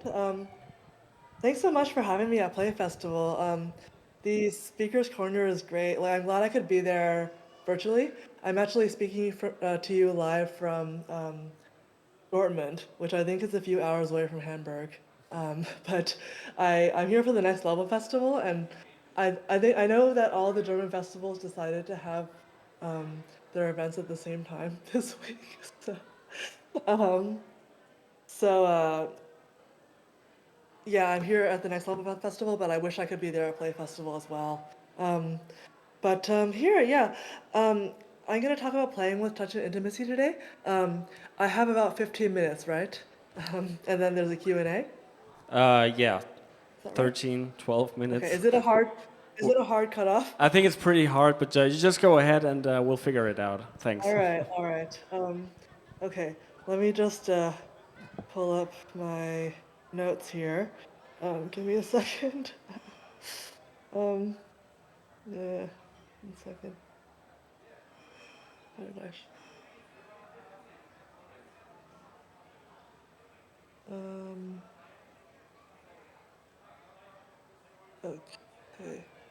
Okay. Great. So let's get started. I have never presented like this live but remotely, and it's weird because I feel like I'm looking at my screen and I know there are 30 people, but it doesn't compute for me. So I'm just going to go. So hi, I'm Claire Kwong. Even though I'm in Dortmund right now, I am from New York, and I'm an artist and developer. So I make games that make people move, and throughout this presentation, I'll show them. But first, I want to talk about how I got here. Why do I make games about touch? I'm actually naturally pretty shy. I'm a little bit awkward, as you can maybe tell from here, which is it's a new situation, me talking at my screen to actual people, right? And I'm a little bit touch phobic too. So people always talk about overcoming your fears by confronting them, and I feel like art and games have a unique power to do this. So I wanted to make games to challenge people and challenge myself. So I felt like touch was an underexplored game mechanic. Um, it's really hard to make people touch, even in real life. Society establishes really strong boundaries against it, and mostly for good reason, right? I, I feel like it should be the default not to touch people because it's kind of, you know, you have to consent. But I do feel like at the same time, touch can be vulnerable and uncomfortable, but touch also brings people closer together, and touch is intimate and it leads to more. So when I started making art and games, I felt a strong desire to go against this touch phobia, to make people move, make people touch, make people uncomfortable. Um, and it's okay if it's just a game, right? Like you can really do a lot of things in games that you can't in real life. That's what I tell myself, right? Um, so this way I could experience things I couldn't do in real life. And oh, and I wanted to let other people do that too. Bettina just texted me. Hi, Bettina. If you um, so, um, I thought about what I wanted my games to do, my design goals. So I wanted to make games that encourage movement, encourage communication, and encourage touch. But I also had to design my games around some limitations. Limits of technology, like phones, projections, Kinects, limits of bodies. You know, the body has physical constraints. Of course, we only have like 2 legs and 2 arms. Well, most people do, right? And finally, the limits of social norms, which I talked about a little bit before. What are people comfortable with? And this can be a bit challenging to design around when designing games about touch. So some of these limits are possible to break or move forward, and some are not. So for instance, I can invent technology that lets you experience someone else's body, but I can let you encourage you to bend social norms for a bit and maybe make eye contact or touch, do something you might usually not. So with my games, I started with Chroma Pose. This is a game that makes people dance together with their phones. So how it works is that you go to a website on your phone, and then your phone has an accelerometer to detect your kind of position in space. And then it translates that into a color, and you have to kind of reach the target color on the outside, right, like right there. And then it changes, and you have to make a new position. And when you do this with other people, and they all connect to the same game, you all actually have the same target color to reach, so you end up making all the same movements. So here you see they're all kind of, they end up dancing together. They're making similar movements, they have to cooperate. Yeah. I started exhibiting this first at school, then at game events. This is a maze 5 years ago. The first thing I learned is that people will actually move. You just have to give them a goal. You have to tell them to. That requires them to move their body. I was surprised at what people were willing to do. These people are on the floor. Like the game doesn't tell you to get on the floor, but they did, you know? Maybe because one of them did, the other person did too. So, and friends I knew showed different sides of themselves, like more playful sides.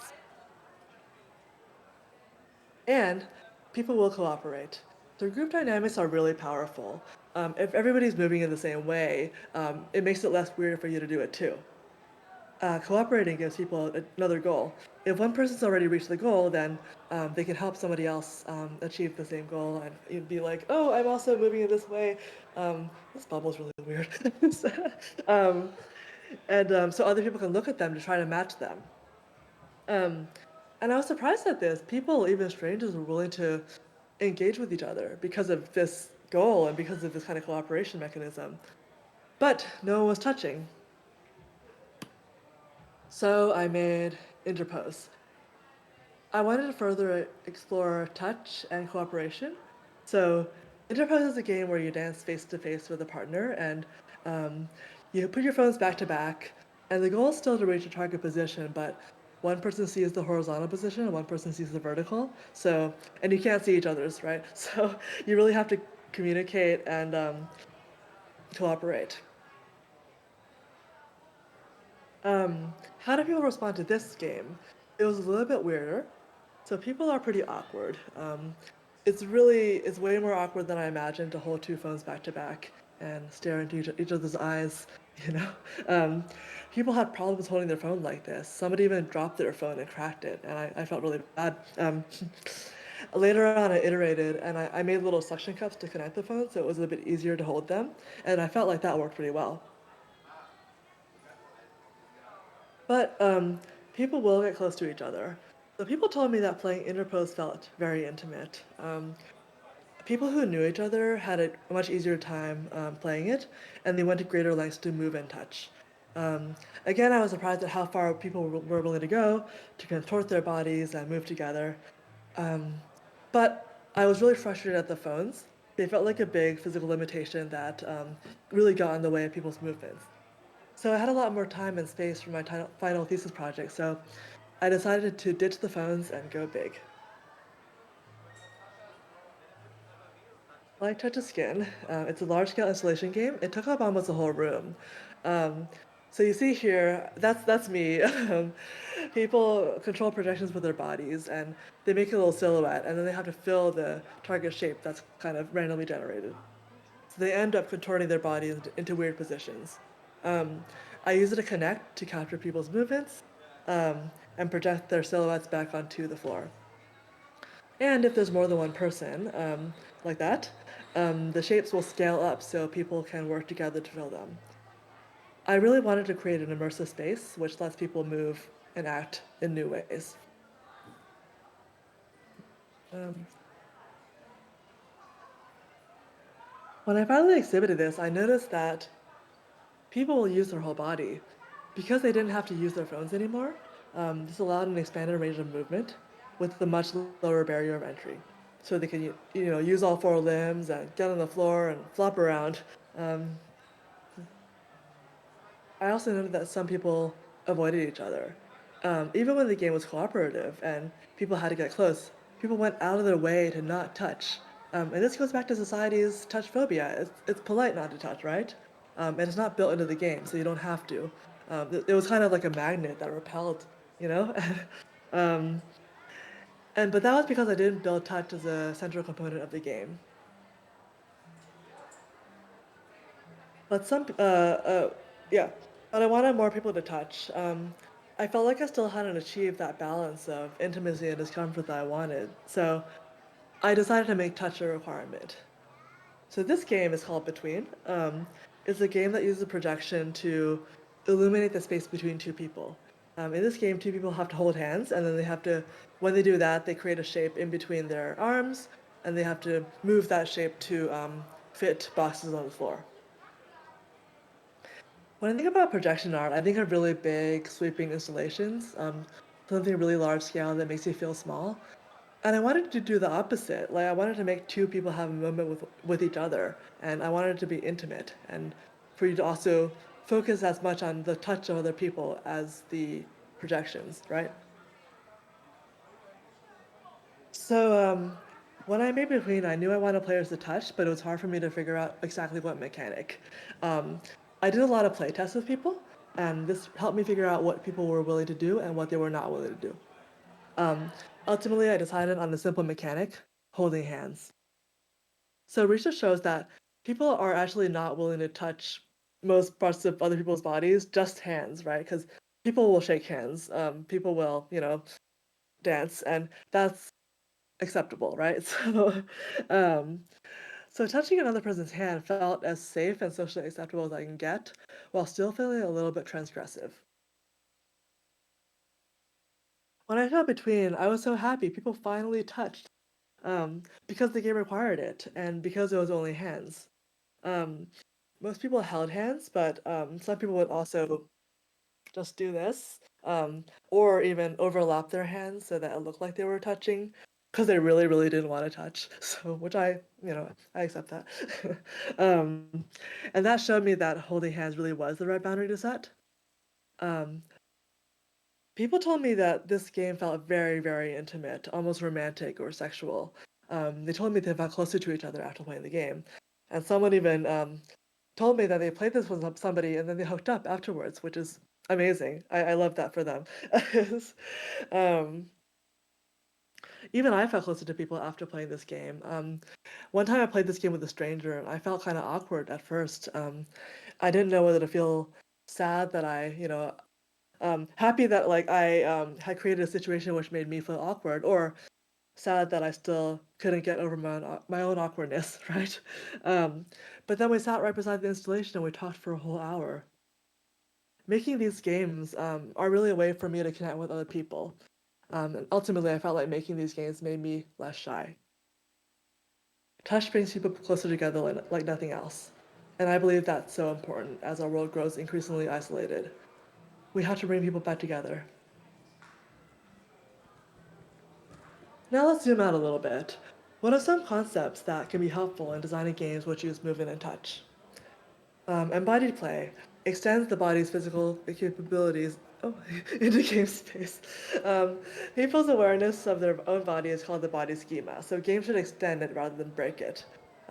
So for example, games should build on movements people already know how to do versus make them do completely new ones.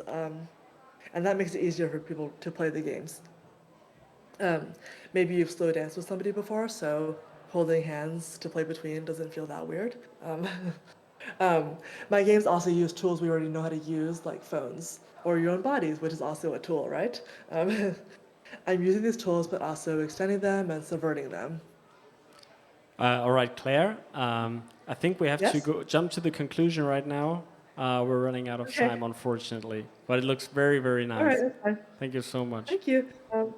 Well, should I just say something about? Okay. Well, touch is hard. Society establishes strong boundaries against touching other people, but through developing these games, I created a space to challenge my own boundaries and allow other people to do that too. Games can expand the possibilities of movement and touch can bring people together like nothing else can. Thank you. All right, wow. Thank you so much, Claire. It was very interesting, and thank you very much for this contribution. All right, so I guess this was it for the Speakers Corner at the Play 2024 Festival. Jetzt geht es weiter mit einem Thema, das heißt Games und Empowerment, wie Spiele uns stärker machen. Und zwar sitzen hier in der Runde Elena Bauer, Renate Hillen und Konstantin Winkler. Das bauen wir jetzt ja auf. Richtig, Anni? Top. Und vergesst nicht, heute Abend zur Awardshow zu kommen. Das geht um 20 Uhr los. Von daher, stay tuned, beziehungsweise setzt euch gerne hier vorne hin. Jetzt geht's los mit der Talkrunde. Vielen Dank.